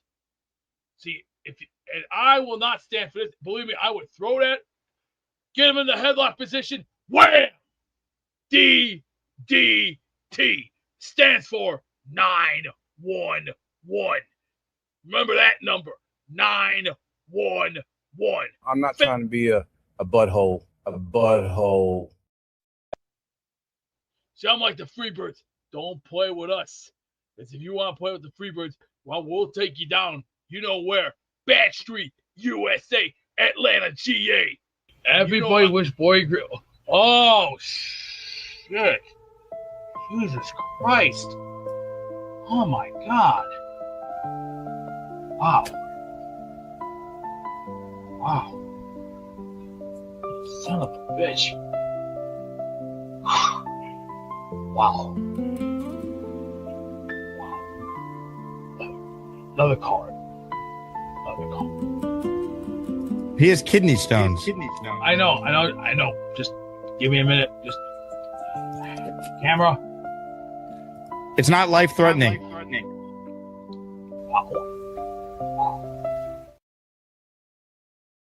I have some very good news to share. Boy Green's kidney stones have passed. He survived, and he will be able to tell us all about it in person this Saturday at the event at Cloverleaf Tavern. He will be there. So, Beast, don't worry. Boy Green's alive. Okay, we figured that. But just watch your P's and Q's, okay? And always remember, if you don't see the curly shuffle, you'll see B, sometimes I don't know what the hell you're talking about. Thank you for whatever that was, Beast. All right, back to football. Here's Rich Cimini's practice report from day one at Jet Camp. I'll play it, get to more of your calls, get in on the show, and I do want to shout out the great Snowball, who sent in a $10 Venmo. So he is now in the Asmaniac raffle for the signed Garrett Wilson helmet that I'm giving away with the inscription that says 2022, number 10 pick on it, making it even more valuable at the end of the show. Here's Rich Cimini's Day One Takes. Hey, everybody, it's Rich here coming to you from Florham Park, New Jersey, Jets training camp. This is my 39th training camp covering the Jets as a full-time reporter. Oh, my God, where has the time gone? We're going to do these daily reports to keep you up to date on your favorite team. I'll hit some of the highlights, some of the lowlights if there are any. And on day one, it was really a scaled-back practice. As you know, this is a ramp-up period, no pads. They do this for a few days before they get into full practices. So the starters actually only had 11 reps in 11 on 11 today. So not a whole lot to glean from what Geno Smith was doing. I thought the defense looked okay today. David Bailey, the highly drafted rookie, showed some of his closing speed. He got a pressure on Geno Smith on one play. On another play, he got knocked over by Armand Membu. So obviously there's going to be some growing pains for the young rookie. Cade Klubnik, who's battling for that number 2 job at quarterback, threw a really nice deep seam route to Arian Smith. Unfortunately, Smith dropped the ball. That was in a 7-on-7. Later in 11 on 11s, Klubnik was intercepted on a deflected pass. He threw it into traffic, got an unlucky bounce, and it went the other way. So, yes, the Jets can make interceptions. They do it in practice. Now they have to take it to the games, of course. What else do we have today? I thought a really Interesting comment from Garrett Wilson after practice. I asked him what's the difference between this year's camp and last year. He said the older players, the veterans they brought in, like Demario Davis and Minka Fitzpatrick, have provided a different angle, a different way of seeing things, which has helped some of the younger players. Those guys, of course, have traveled the league on different teams, and frankly, I think it's what the Jets needed. Based on what happened last season, they were in dire need of some veteran leadership, and so now they have it, and we'll see where it takes them. Excellent report there from Rich Cimini, part of the Jets Collective podcast with yours truly and Brandon Tierney. Our next episode will be tomorrow night. That is Thursday, July 30th at 6 p.m. Eastern. We're going live. So join us then on the Jets Collective YouTube channel. And I agree with Rich, and I noticed it right away with what Garrett Wilson said today. This team was bereft of veteran leadership. They now have it. Very important. Uno Jets is in the Asmaniac raffle. Jake put me in. You got it, Uno. You're in the Asmaniac raffle for 2 entries. I hug him every day. I hug him every day. Give him a hug, Woody. Well done. Well done. Today's Jake Asman Show is presented by my friends at Brooklyn Betting. 30% off site-wide. If you use the code Jake, guess what? My bet arrived. I slept in it last night. I ordered the queen size Aurora Luxe cooling mattress, medium firmness, added the cloud pillow top, which is the most popular option on the website for Brooklyn Betting, and it was awesome. Best bed I have slept in. So thank you to Brooklyn Betting for hooking me up with a brand new mattress, free shipping, 10-year warranty, 120-night sleep trial for anyone who purchases a mattress. Also, one of our great listeners and one of the people on the Asmaniac Madness Committee, our guy Sham, he ordered a Brooklyn Betting mattress last month, he was telling me. So he is proof that these beds are awesome, as am I. Check it out for yourself. BrooklynBetting.com, promo code Jake, and take advantage of a 30% off site-wide deal that Brooklyn Betting is running right now. Let's hit some of your calls now. Get in on the show. Get your voice heard. Day 1 of Jets practice is in the books. Ladies and gentlemen, time to say hello to this man. I've got my eye on you. Checkmate me, full screen, bitch. Fireball, whiskey time, David motherfucking T.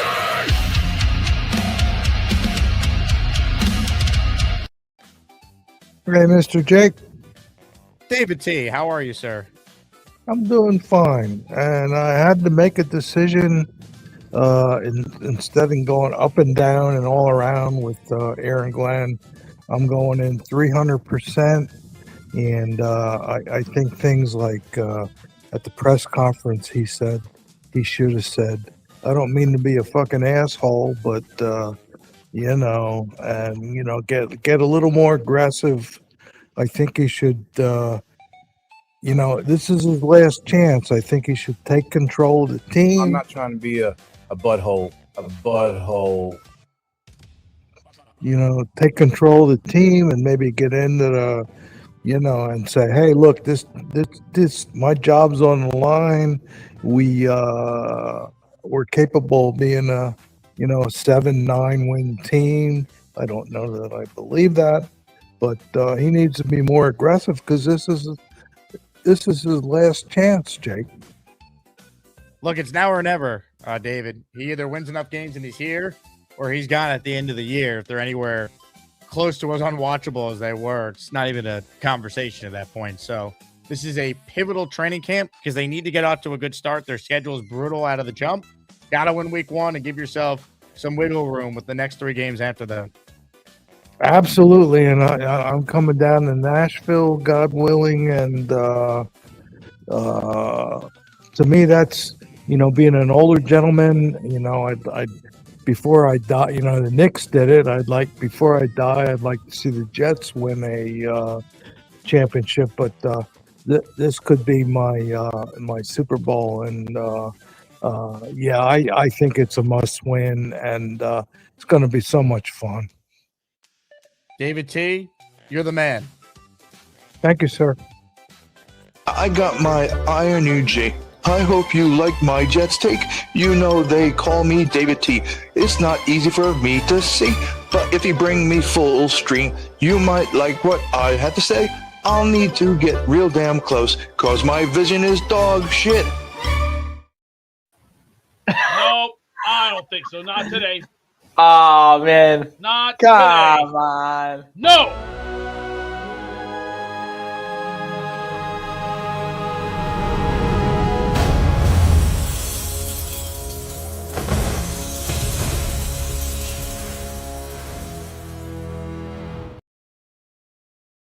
More of your calls here on the Jake Asman Show. Ladies and gentlemen, let's say hello to one of the nicest people to ever live.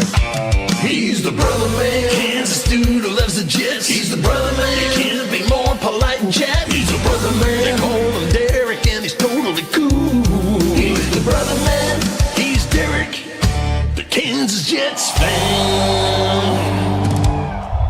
Yo, Jake, what's up, brother man? Derek, what's up? Not much, buddy. That I don't know who made that video edit, but that's actually amazing. As it was playing, I was hoping, man, if we could get some Sarah McLachlan, which probably can't because YouTube stuff, but I thought that would be absolutely epic. Man, that's awesome. Shout out to everybody up for an Azzy today. All four are very well deserving. That was definitely not an easy vote to make. Just shout out to all the nominees and best of luck, my friends. Also, the video of Beast tearing up with Omari Brown in the background, I don't think I could probably play that on repeat. I don't think I'd ever get sick and tired of that one. He was very concerned about the kidney stones. It was quite commendable. Yeah. So surprisingly, it was non-fatal. So shout out to BG and very happy he had a quick and safe recovery. So I just got a couple points on AG's presser today. Do you think that was just coach speak whenever he was talking about the injuries on the guys, or do you think, or is there a injury that you're concerned about, or you think everybody's going to be good to go? I'm concerned about Tavondre Sweat's hamstring. Yeah, I think Pons will be fine. Some of the other stuff, I'm not worried about it. I hear hamstring for a 350-pound guy, and call me crazy, I don't love it. Yeah, I think that's fair. Them injuries can kind of nag too. I know most people that talk about having hamstring injuries, they kind of nag, but fingers crossed, hopefully everyone will be okay. I was kind of worried about I don't really know a lot about calf injuries. So whenever AG was talking about D'Angelo Pons, I was kind of concerned about that, but I mean, he's a pretty young guy. Is that one that you're maybe concerned about at all? Or you think Pons is going to be okay? Yeah, I don't know how serious it is. I'm not going to be that concerned at this point, but I mean, it's certainly something to watch because you want him to be out there as quickly as he can, because I think he's got a legit chance of being one of their starters at corner week 1. I do too. Yeah, hopefully, especially with the Jets, there's been so many years, like the last 10 to 15 years where we can't even get through training camp without having like an ACL tear, like a Carl Lawson. There's just so many examples. So praying for the boys. I think that's all I got for you today, Jake. Love you and the fellow Asmaniacs. Cannot wait to see you in Nashville, my friend. JETS, Jets. Let's go. It's going to be a fun one, guys. JETS, Jets. All right, let's go.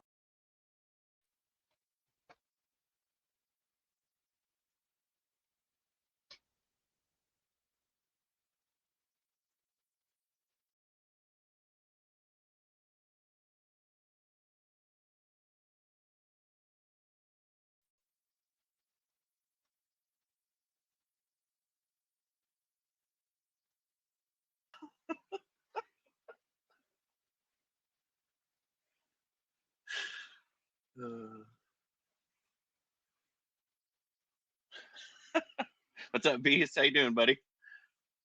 How you doing? Are you there? I can hear you. Is that Did I fall off the bed this morning? Can you hear me? Is that a all in? No. Keep him away. Get away from me, you little disease. Ebola. Stench. Cancer. Rot. Fungus. Buzzletuff. Where's Dave? Weak. Good job. We continue with your calls right now. Joining us next is Mad Max ain't yapping about Jets. That boy, he's jamming. He's slamming. Freaking dancing. Wall smashing. I'm Jake Asman. If Mad Max ain't ever stopped yapping, that boy, he still be dancing. Then call Jake Asman. He got an orange wall. What's up, Asmaniacs? How you guys doing? Let's have. Hello, Mad Max. I have a couple points to talk about. So okay, well, can you slowly and calmly make each point without just going off on a complete tangent? So the Aaron Glenn press conference, Jake. Let's talk about that press conference. He says, "Oh my God, I'm gonna do good with the defense." You know, Aaron Glenn, you're not good. I don't think he said that. He said, "Oh my God, I'm gonna do good with the defense." When did he say that? I'm saying like he wants to coach the defense. He thinks he's such a good defensive coordinator when his defense is mediocre. And now, if I was a press reporter, so what should he have said? All right, let's pretend you're Aaron Glenn. If I was a reporter, I'd be like asking this question: Aaron, Glenn, what are you gonna do at practice? How are you gonna fix the interception? Stop! I will be the reporter. You're Aaron Glenn. All right. No, I can be a reporter, Jake. I can be a reporter. No. You're Aaron Glenn. You're criticizing Aaron Glenn's answers, right? So you're Aaron Glenn. What should he have said? I'm going to ask you the question. You ready, Aaron? I'll be ready. I'll be like, we need our defense. I said, are you ready, Aaron? I am ready. Aaron, welcome back to training camp. Year 2, you're taking over the defense. Why should Jets fans expect the Jet defense to be a lot better this season? Because you know what? Because you know why, Jake? Because you know what? I'm actually going to fix this defense. I am going to make sure we actually get interceptions. Because you know why? Because our defense last year was a total inept. It's embarrassing. We didn't have 0 interceptions. We broke the NFL record with Coach, no interceptions. What are you going to do about it? We're gonna have drills. You know, we're gonna have the jug machine, and you know what? We're gonna have the jug machine all day until a defensive player gets an interception. That's what I would say. Okay, so the plan is to have more drills this summer, Coach? Yes, more defensive drills, so our defensive players actually get interceptions. Then we're gonna have drills on the offense. You know what I mean? Coach, are you concerned that there's too much now on your plate with taking over play calling and still being the head coach? I mean, I'll let Brian Duker be the defensive coordinator. You know what? If I'm not good at play calling, I'll hand it over to Brian Duker. Coach, you said play calling is your superpower, though. I'll be honest about our defense.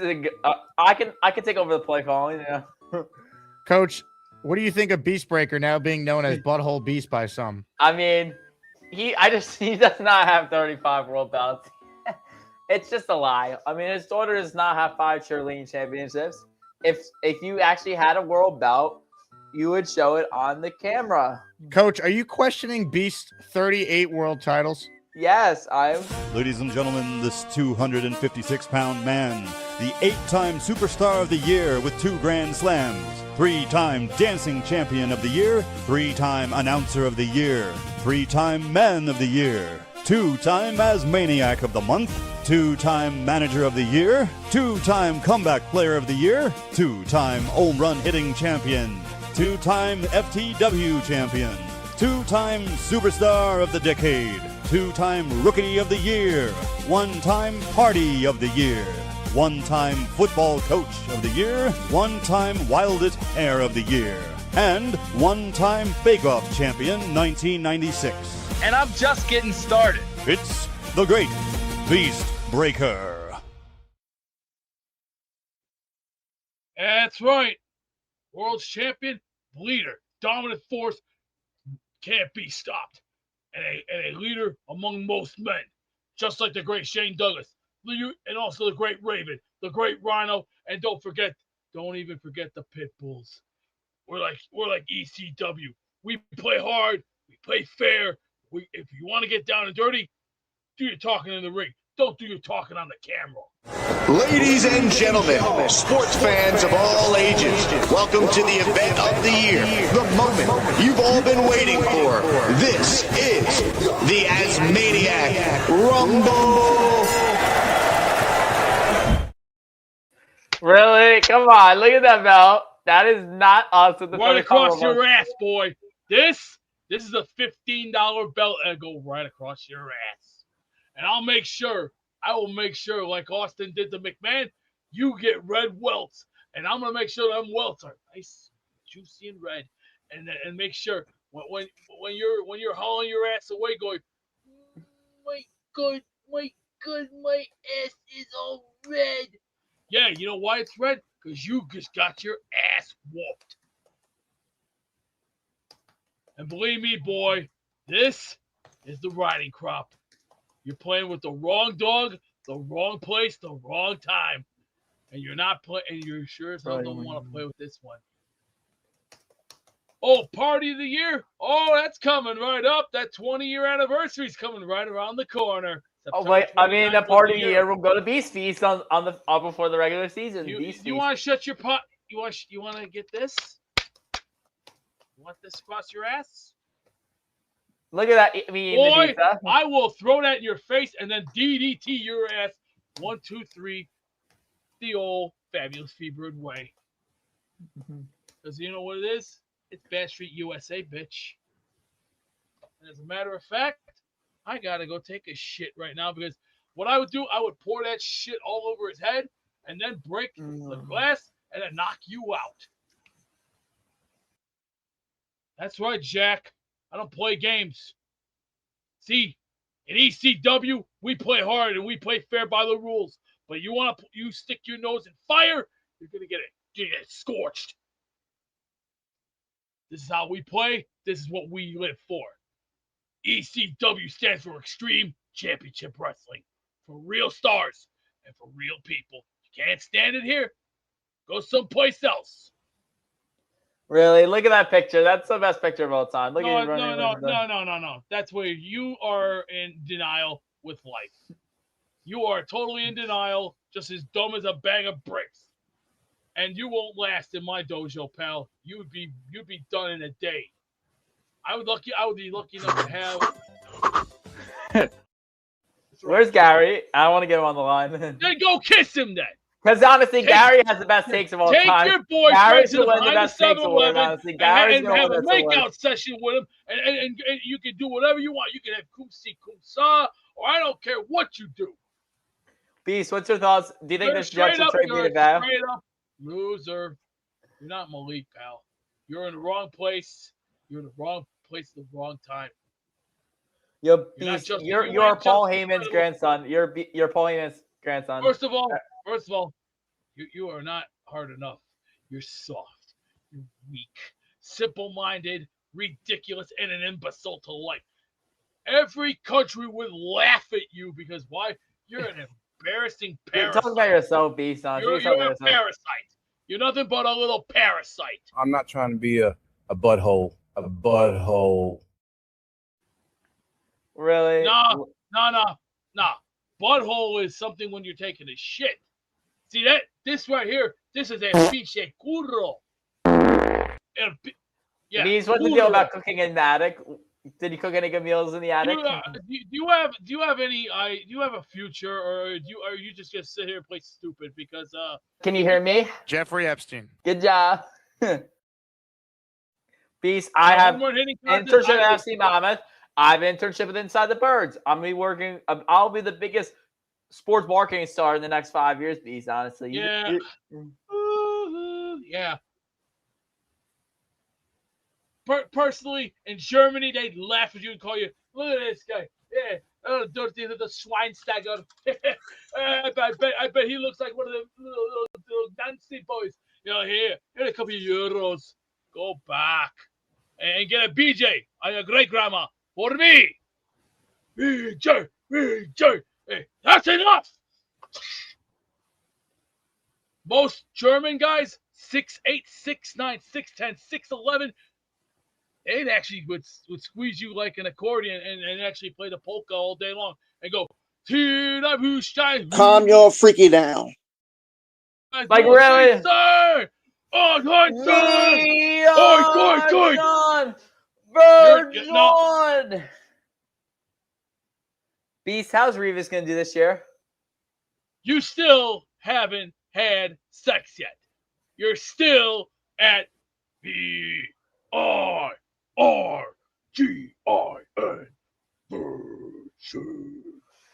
versus Cat is what's inside birds. It's a Eagles podcast slash blog post by Joe Mosher, who has 10,000 subscribers, Rick. But I'm still a Jets fan. I'm not like my boy who's, let me just switch the lines. I'm a loyal Jets fan. Pinche cabron! Are you some kind of an idiot? You're a moron. I swear to God. If I was the Rock, I'd look at you. Look at this guy. This guy doesn't know. Beast, I'm dating Amanda. I'm dating Amanda. You don't have Amanda's my balls. queen. Get out of here, you fraud, you phony little fake. You know what your problem is? You are living in denial. You're stupid. You're dumb as a bag of bricks. You're talking about yourself, Beast. Freaking cool. I mean, imagine getting lost with your middle. You don't have the nuts enough or the testicles to go the distance. You know why? You're still a virgin. You haven't had sex, and you're still a choir boy. And the words of the great Arnold Schwarzenegger, you're a fucking choir boy compared to me. I want to hear about your daughter's boy. curling championships. Are they actually real, or are they just fake Beasts? You're just making it up. Hey, you need to do a lot of reading because you know what? You haven't read much. And you know what? Just because you went to, you little, look at me, I go to my high school. Look at me, I'm a tough guy. You ain't jack, boy. You're just Rick a says little go for Eagles. Come on, I'm just right for my major. I'm a sports education to be a major, Rick. You're a parasite, and you know what a parasite is? It's right here for my ass. You're nothing but a shit that comes out of my ass when I'm taking a dump. Yo, Holmes you're 100% right. It's a fake championship. It is so right. No, it ain't jerk off. You're nothing but a joke off. That better be good. You're still a peckerwood. You're still a virgin. And so if I were you, I'd shut my trap and go get some books on learning how to have sex. Yeah, B, sometimes I don't know what the hell you're talking about. I'm back. Did I miss anything? Ladies and gentlemen, last chance to get in on the show, last chance to get in on the raffle. We're spinning the wheel, baby. Ralphie has put us over the threshold. He's in the Asmaniac raffle for a signed Garrett Wilson helmet for 2 entries coming up. Let's get to your remaining calls. Windy City Jet fan is next. Hello, Windy City. Hey, buddy. How are you? What's going on? I'm kind of out of breath watching that. It's been a scintillating afternoon show. Hey, as you know, the whole time last year, I was listening to this on a podcast, and it's great. But this summer, now that I got onto YouTube and watched it, I know everybody tells them the same thing, but Gator is amazing.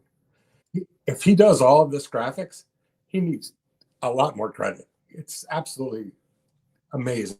He's the best. What's your favorite Gator creation? An intro or a drop-by play? What's your favorite? Oh, they're all amazing. They're all great. Yeah, no, they're all great. I mean, the stuff he does with Beast is fantastic. The stuff he does with everybody is great. So I don't think there's anything I don't like.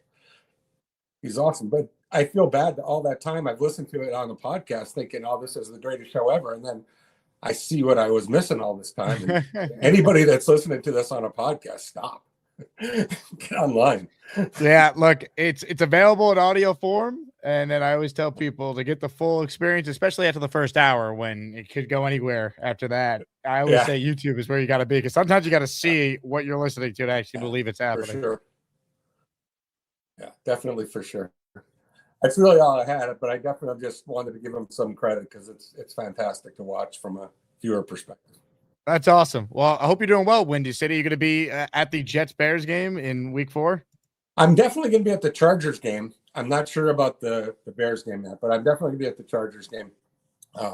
I'm still trying to finagle a way to get down to Nashville. I think that would be a lot of fun. But for sure, I've had the Charger game laid out since it came out, so got those tickets set. So I'm excited about that. That's awesome. That stadium's sick. I've never been to a game. I've been to Jets games on and off since I was 10, but I've never seen them play at home. So I've always wanted to get to a home game, but I've got to actually physically get out there, I guess, for that. Really? You've never seen them at Giant Stadium or MetLife? No, the first time I saw them play was against the Giants at the Yale Bowl when I was 10 years old It's kind of a historic game. It was the very first NFL game, regular season game that went to overtime. And the most famous play in that game was Joe Namath ran a naked bootleg into the end zone for a touchdown.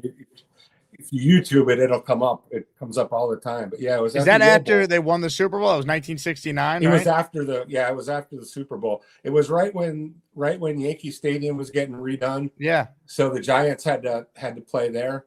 The Yankees were playing at Shea Stadium that same time.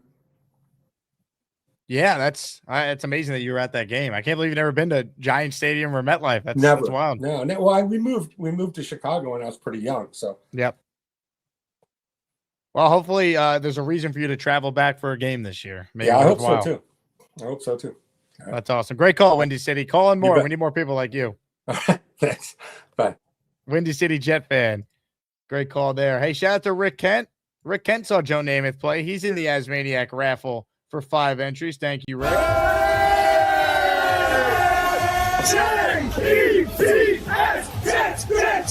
Let's go! Drunken Eric, MT0, James Caffiero, Danielit, and Jet Mets 89, all receiving a membership there from Rick. A great question from Kyle Clifton, who right now is in a highly competitive Azzy battle in the polls for the Best Takes Award. Make sure you guys vote in that. It's Gary 3D Boxing, 36%. Kyle at 34%. Rooster, 12%. Doc Jet Fan, 18%. So this is our closest Azzy Award battle yet. And Kyle Clifton's got a super chat saying, Jake, I've been out of the loop. Are Beast and Max not getting along now? Yeah, it doesn't appear like they're on the same page at all. And, it's unfortunate because it wasn't always like this. The two of them used to be buddy. There was a time when Beast went on Mad Max's show and they got along great. Rocket says, hey, Max. And then Sor Rocket says, how are you? I'm good, Sor Rocket. Thunder Beast entered the studio.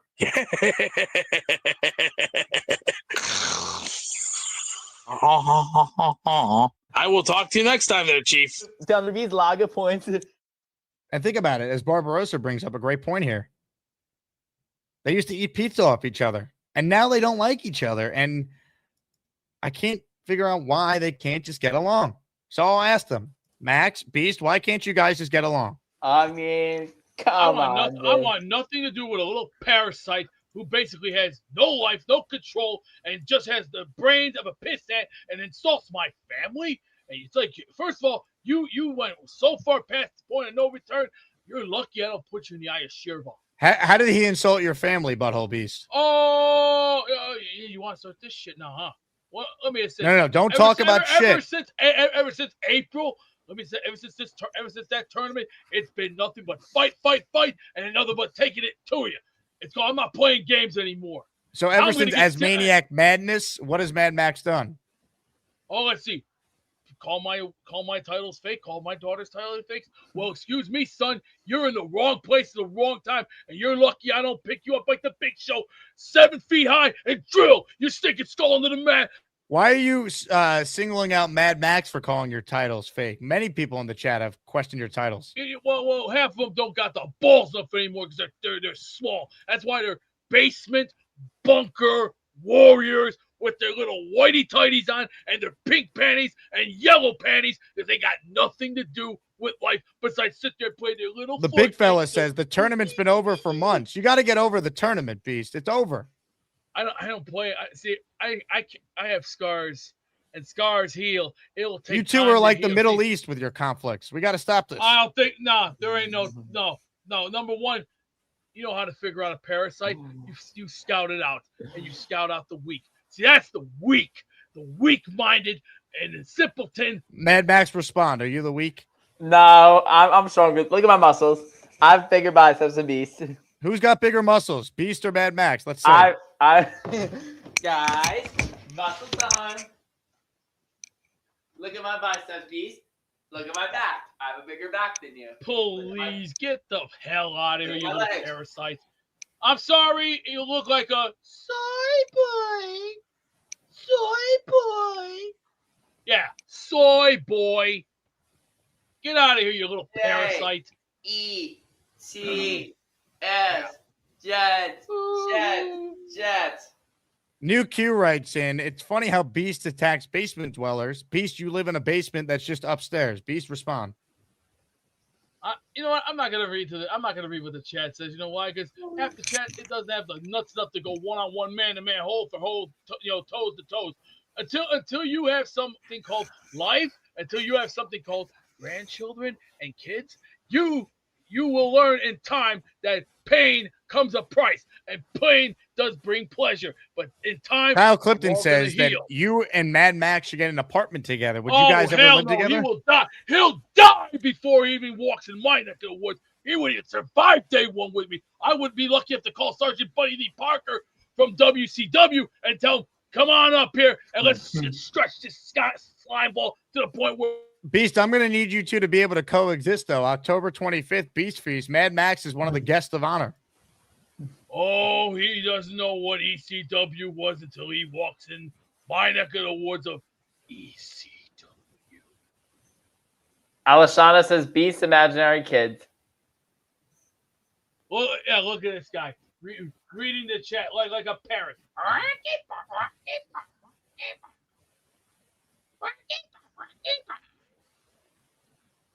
Yeah, a parrot. A parrot with a moron. Big fella says if you could bench press that dumbbell 50 times, he'll super chat $20, and I'll give you the raffle entries for the Garrett Wilson helmet. Oh, is he gonna do it? Everyone, count along. Here we go.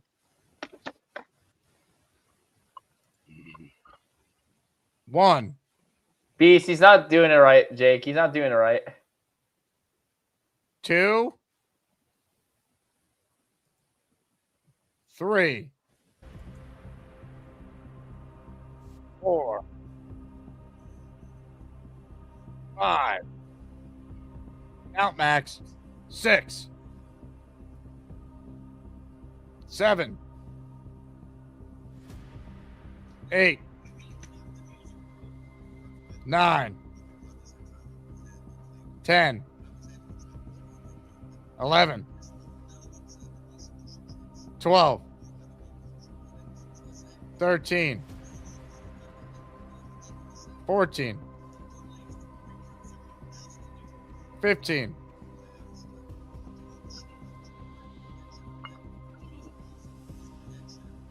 15.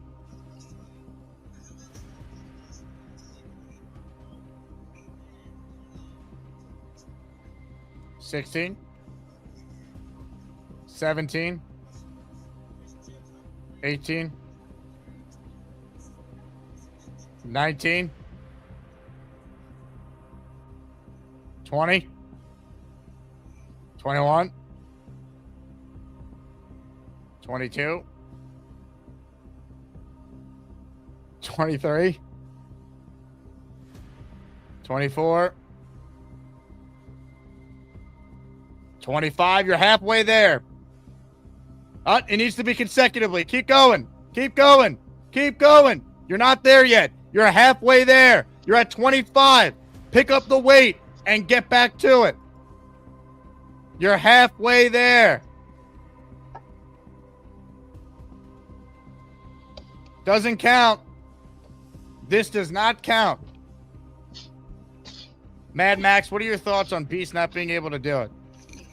I mean, really, I can do it. I can wait. Beast is holding the weight wrong. I will show him at the gym next time how he needs to hold weights. The bet is off, Beast. You failed.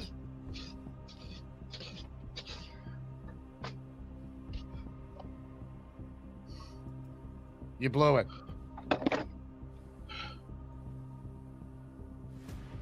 You failed. The bet's off. You only did 25. Right now, my stomach's going too hard, and I already kicked in a couple punches.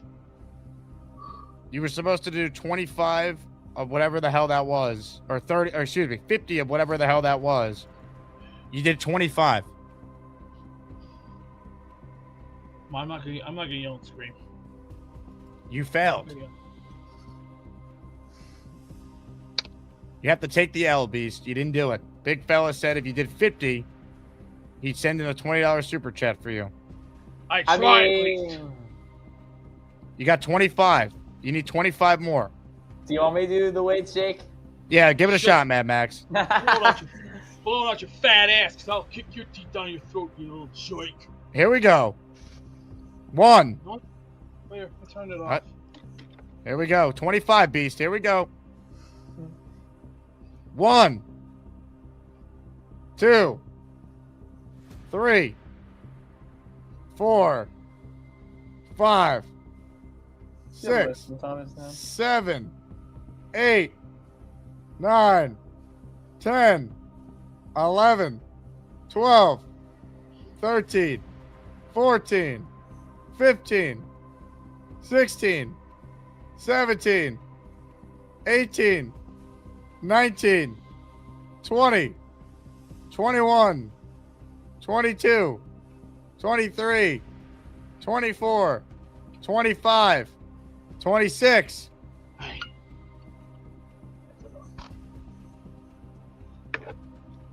It's up for Big Fella to decide whether or not he still wants to send the super chat or you violated the bet. Already reading the Eye of Shirva. Something that's very dark and something that you don't know nothing about. As a product of the ocean, the Eye of Shirva carries the soothing and nurturing energies of the sea. Yeah, you know, B, sometimes I don't know what the hell you're talking about. And Big Fella, it's up for you to decide whether or not Beast fulfilled the bet. Last chance to enter the raffle. Garrett Wilson signed helmet is the raffle prize.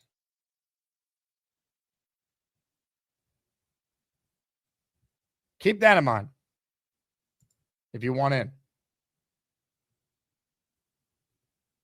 Derek enjoyed the Beast quote as a product of the ocean. Yankees Rock says, after seeing this, I'm sold on Mad Max beating Beast's ass. Mad Max, do you think you could beat Beast's ass? I mean, it's not really a fight. Like, honestly, Jake, it is not a fight. Beast can think he could be punching like, I have 180 pounds of pure muscle. Like, honestly, I honestly could lift weights better than Beast. He was doing that form was all wrong. You think so, Mad Max? I think his form was wrong. I'll show him at the gym tomorrow. All right, you call in tomorrow and show us how it's done. I will. I'll do it at the gym. Beast, could Mad Max kick your ass? He doesn't stand a chance in hell. He's over.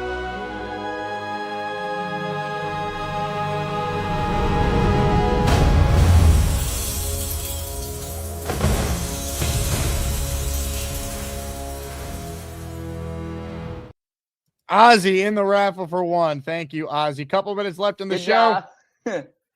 Adam is too cool. Says push-up contest right here, right now. Gentlemen, who could do more push-ups? Let it rip. I can do some push-ups. Guys, see if you guys can see me now. I can do push-ups. Shut this guy Well, up. we can't see, Mad Max. You have to lower the camera. I'm tired of it right now. I can't see. How do we know you're doing the push-ups if we can't see you doing them? See me now, Jake? Hey, yep. Go ahead. Let it rip. Beast, you gonna do some push-ups? Yep, that's a push-up, Mad Max. Well done.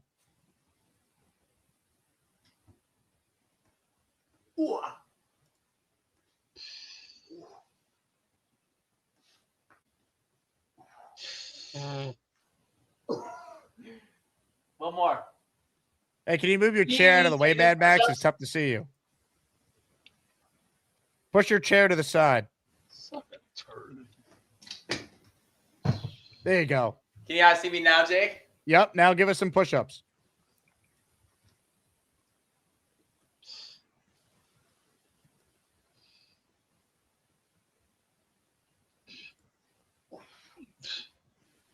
Can't even have sex right. Push-ups done. Have you thought about doing it properly, Beast, Mad Max? Like push it putting off. your ass down.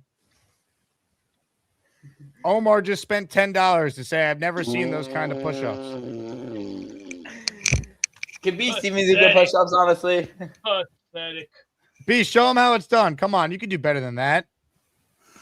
I'm not gonna put my camera on. I'm not gonna. You think I've What had kind of enough manly headaches? man can't do a push-up? Come on, Beast. How about a couple thrust kicks? How about some Cobra Kai? I'll take some Cobra Kai.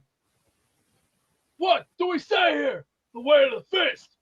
And what is that way? Strike first, strike hard, no mercy. I can't hear you. Strike first, strike hard, no mercy. That's better. How about show us some physical activity? How about we, as they all say here, we are not trained to be merciful here. Mercy is for the weak. Here, DBM, call in street, and show them how to do a push-up. Here on the street, in competition. Do you want me to do some sit-ups? Jake, I can do some sit-ups. Do you want me to sit up? Give us a sit-up, Mad Max. We'll take a look at that. Please, guys, if you guys can see me, this is how you guys do a sit-up. Let me teach you guys. See if you guys can see me.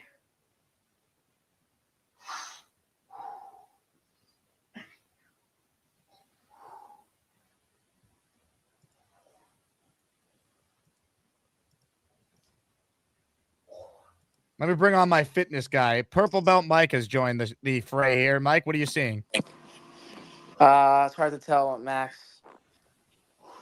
You're showing push-ups where your ding-dong is, not from the side. So it's kind of... No, it's fine. You got to do it sideways, bro. That's a weird angle for a sit-up. Can we even do sit-ups? Like, honestly, can we even do sit-ups? All right, look, dude. Look, here's how you do a push-up. All right. All right, brother. Look. Straight out. So if you come to the side here, back this up a little bit. So you see how I'm down, straight, flat back? Yeah. All right, you go all the way down and up. Show my feet, Charles. Turn it more towards my feet. Yeah, you go. See that? Yeah. That's a push-up. Nice and controlled. There you go. All right, brother? I love doing that back in high school. Can you do it? Go ahead. We'll do it together. Do you want to do push-ups? Yeah, let's do it together. I'll do it right now, Pete. Yeah. Legs extended all the way out. Now, keep your back flat. Jake, see if you can see me do push-ups.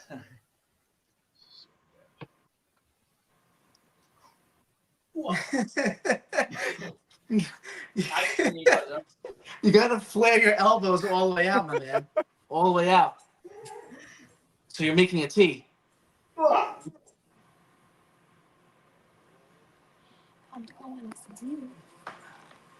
What's that?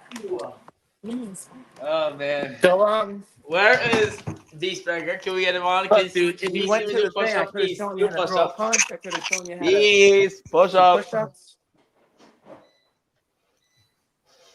All right, well, I'm out, I think. Peace.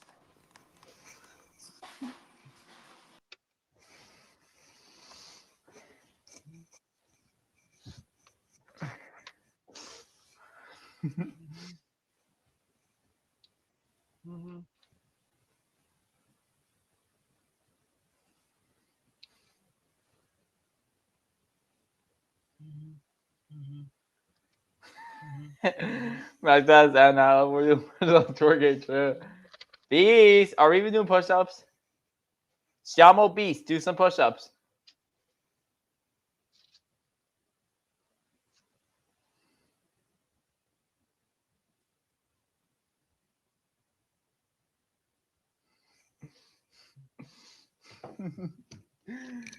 You can see me do push-ups.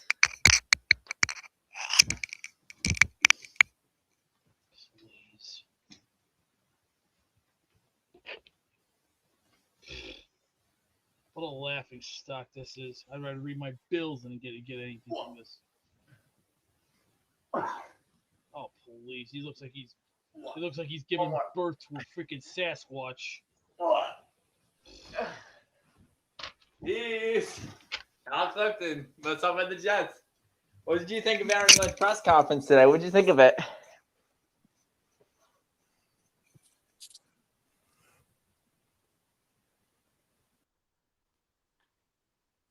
How you doing, Kyle?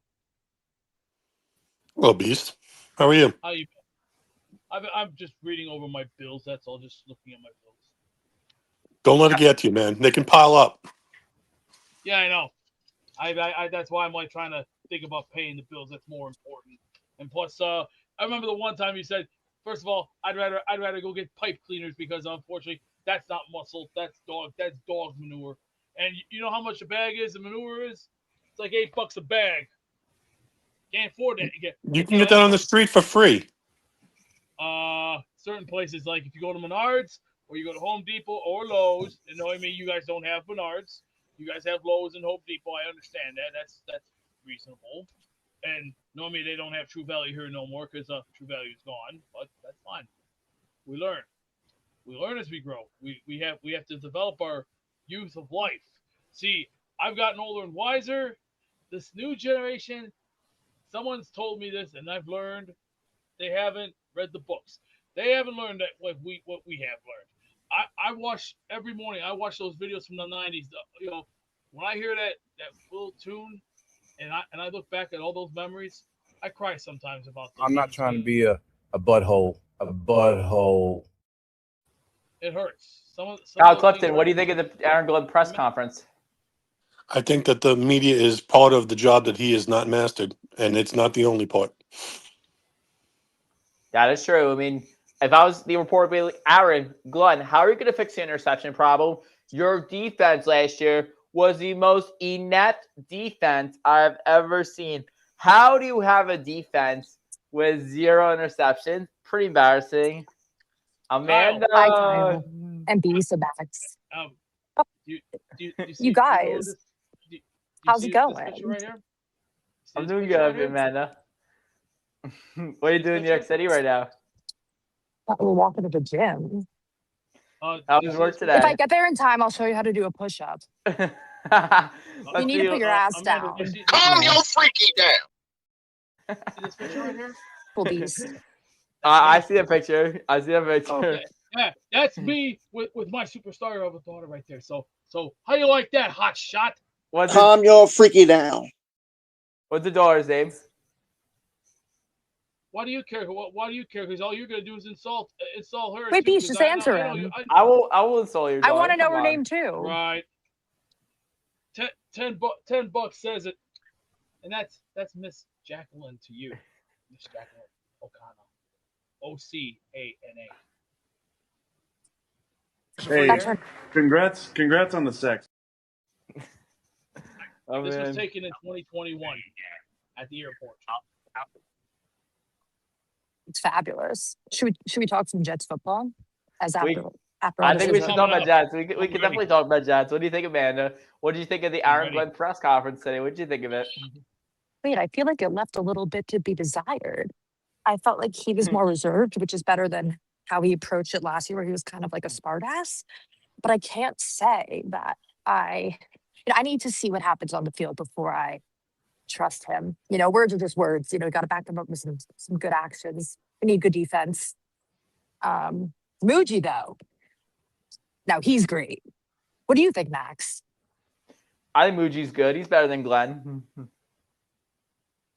Okay. Any other thoughts? I just think, Aaron Glenn is going to get fired by the end of the year. Just don't let go of the rope. Sounds like you're letting go of the rope, Max. Yeah. Beast is not holding. Amanda, show how he's holding weights. He's doing it wrong. Beast, your hand's supposed to go in the middle of it. Yeah, I know. Well, that's what. Well, right now this is like this has 22 pounds on. I'm trying to get it under control right now. Plus, I'm trying to control something called anger that my therapist has told me to do because I've had a hot temper lately because of that thing. That's good. I don't know why a 21-year-old in college sets you off so much, but oh, I know all his little tricks. See, all you gotta do is play the game of chess. See, I've actually played some chess a few times. See, if you don't know how to use your pawns, your knights, your bishops, or your rooks, or your queen, you'll lose. That's true. I've learned that. See, everybody learns from time to time that when you learn to grow up to become something that you wanted to be. I mean, I've learned that all my career. I started at a young age. A very Hi, young Kyle. age. Do you have anything to add to that? I just wanted to know, what Beast's strategy was about castling. Well, chess is a good game, and I got something to give to you. I'm giving up my title, and I want you to have my title. You Oh, that's deserve very it. Kyle, Amanda or me, bud. she deserves the title. Yeah, she deserves it. I don't want it. I don't want my title. Oh. I don't want it. No. For one reason only. I know Kyle, how you I can get. have it if you want it. I know how I get. No. I know how I get treated. I know how you get treated. I know how society treats us. It's called, if anyone deserves a belt, you deserve one.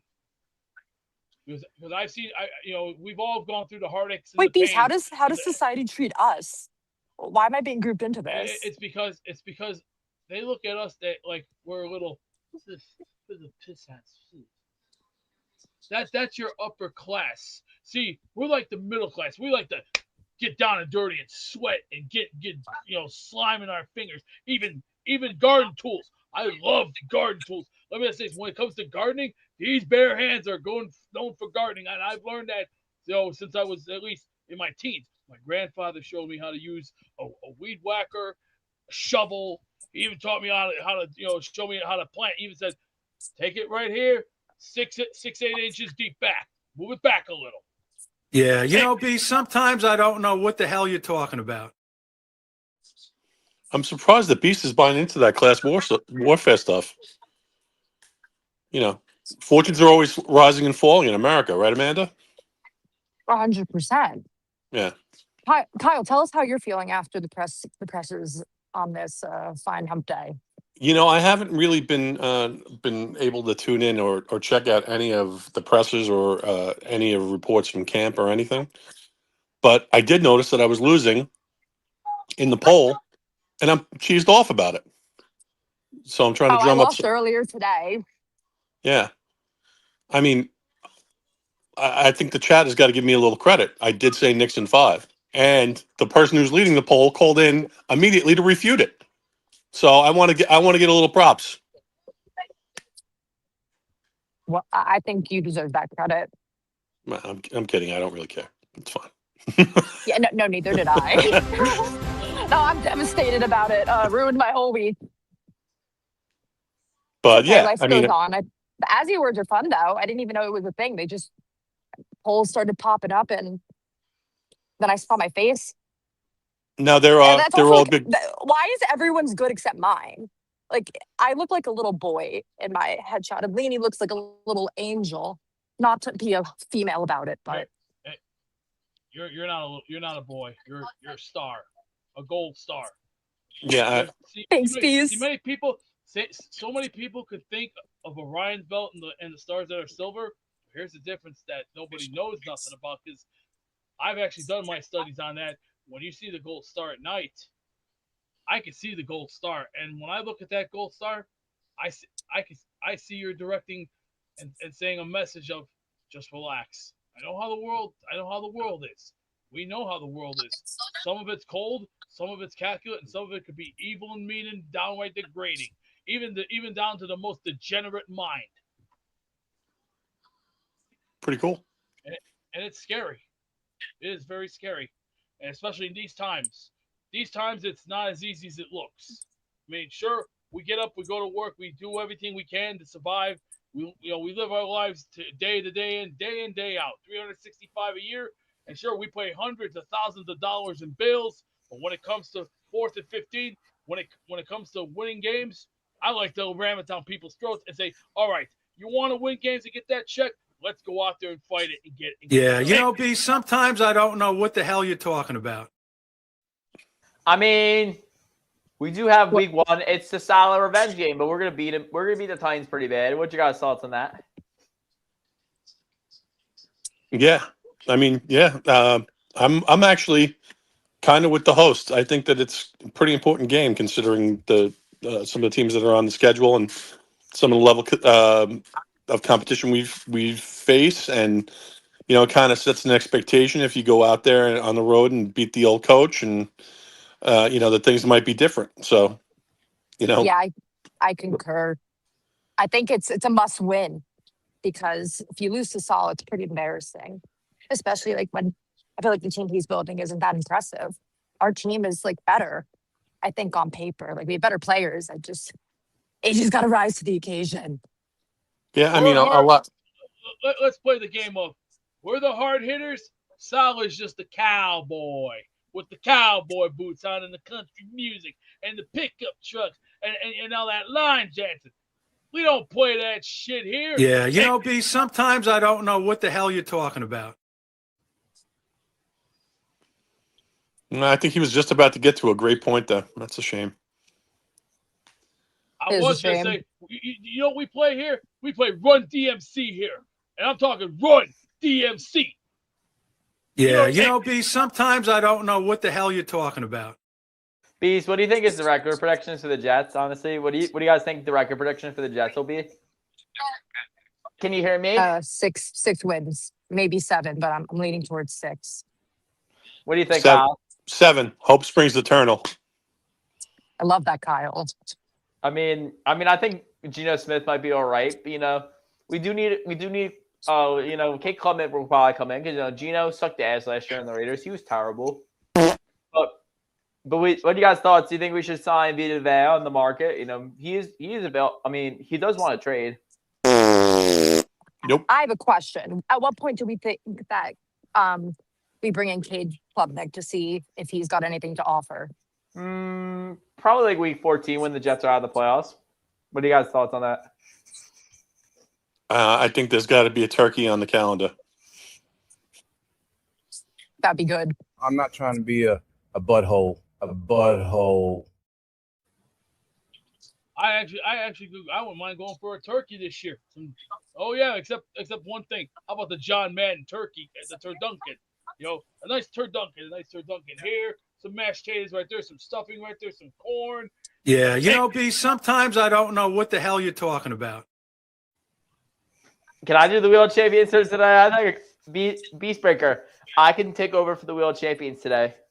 Wait, Mac, you can do the Wheel of Champions if you figure out how to do a push-up correctly. I will do a push-up right now for you, Amanda. I will do it right now. Correctly. You guys see like me with the now. right form. Amanda, see if you can see me now. This is how you do a push-up. Also, of course, only if Jake's okay with this, of course. It's his show. I don't know that if this is even a valid ask. Oh, much better. I mean, that's improvement. Yeah, got a lot to learn. Keep your back straight, Max. Come on. Tight core. Got a lot to learn. One more, guys. Wrong. Ass is up. The ass was up. Yeah, it saw the ass up.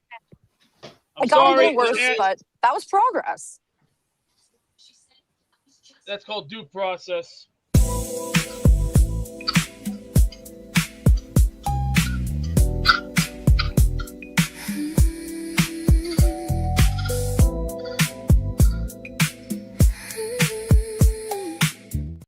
Coaching matters because Mad Max significantly improved his push-up game there after PVM worked with him. That's coaching, Aaron Glenn. Coaching. Coaching. It's coaching. What do you mean? Because he can do it. It's just coaching. That's all it is. But Mad Max, Beast is still the master of raffle ceremony. Good call by Kyle. Good call by Amanda Madison. Super chat from Gator I want to hit. He says, put Beast in for the Garrett Wilson helmet. He provides me with endless entertainment, and I can't imagine the show without him. He doesn't have to thank me. He gives me more than I could ever return. He's a tortured man, a comedy genius. Well, Beast, why don't you thank Gator anyway? Because this is very nice. Well, hey, after all, the great Burt Reynolds is one of the funniest men in history. Did you ever see All Dogs Go to Heaven? Also, he did play the great role of Charlie Barkin. How about thank you, Charlie, Gator, for my entries in the raffle? Thank you, Mr. Burt Reynolds, also known as Charlie Barkin from All Dogs Go to Heaven. And I can play the part of Itchy and go, Charlie. Rejected. Sorry. I tried, Gator. Omar says, I've never seen sit-ups like that. I love this show. Omar also followed up and says, there you go, Max. Much better. That was real progress. Big Country says, Beast, if you try to do a push-up, will your feet and hands touch the ground or just your belly? Beast? I'm not answering this question. Big Country is not answering your question. Derek, the Kansas Jet fan, is gifted a channel membership. Derek, thank you very much. Good job. All right, I got time for one more call. She's still on the line. Amanda, do you have a Jet take, or did you already rattle all them off? Can I ask you a question? Sure. Who's your, what rookie are you most excited about? David Bailey. I'm a Bailey bro. Okay, I like Sadiq the Freak. With that 7 days hernia a week? tweak. Yeah. Huh? Can we get the Adam Shine drop? I was obsessed with Sadiq, certified freak. 7 days a week, has a hernia tweak. Obsessed with Sadiq, certified freak. Trying to critique what I read in Newsweek. Obsessed with Sadiq, certified freak.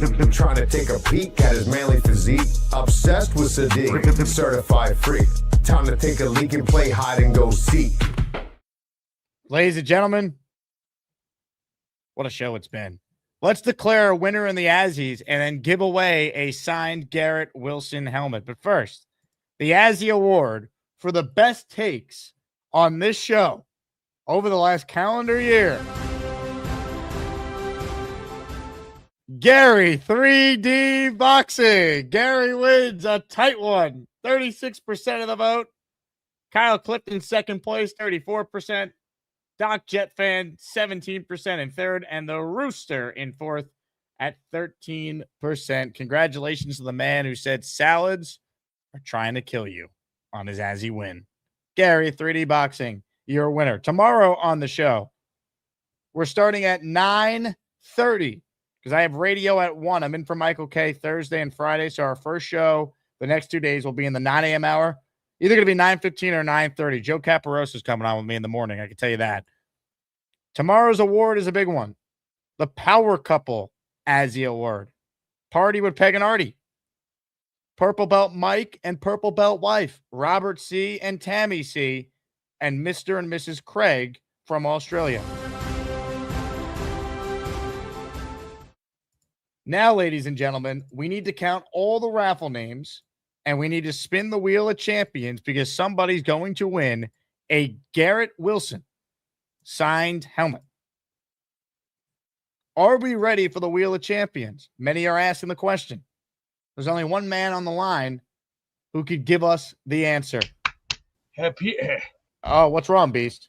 I'm going to be peeing a lot. I got to go introduce Mr. Lizard to the Pizzard. I'm not going to piss all over myself. Sean Mooney in here for Coliseum Home Video. Are we ready to go to the wheel? Amanda, are you ready to go to the wheel? Now, I'm going to let her spin the wheel because after all, Sean No, you simp. You're spinning the wheel. Oh, yes, we will. Yeah, and you know what my hands are? 11, and that's at the 8. We're going to get a winner, and we're going to definitely get one winner. From Coliseum Home Video to yours. Let's go there now.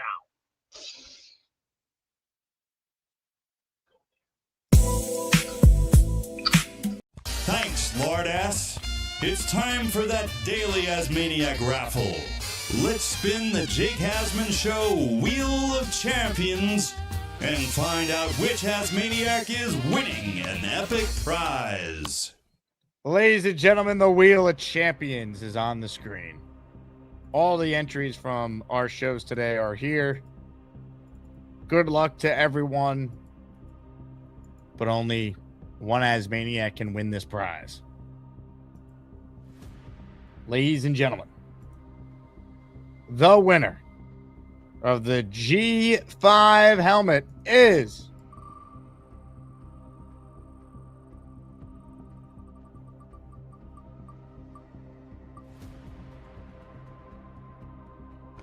Ralphie. I hug him every day. I hug him every day. Congratulations to Ralphie. Well-deserved honor. He is today's daily raffle winner. Beast missed it by that much. Beast, you can't close with no cigar. How do you feel? I'll go order my own shit.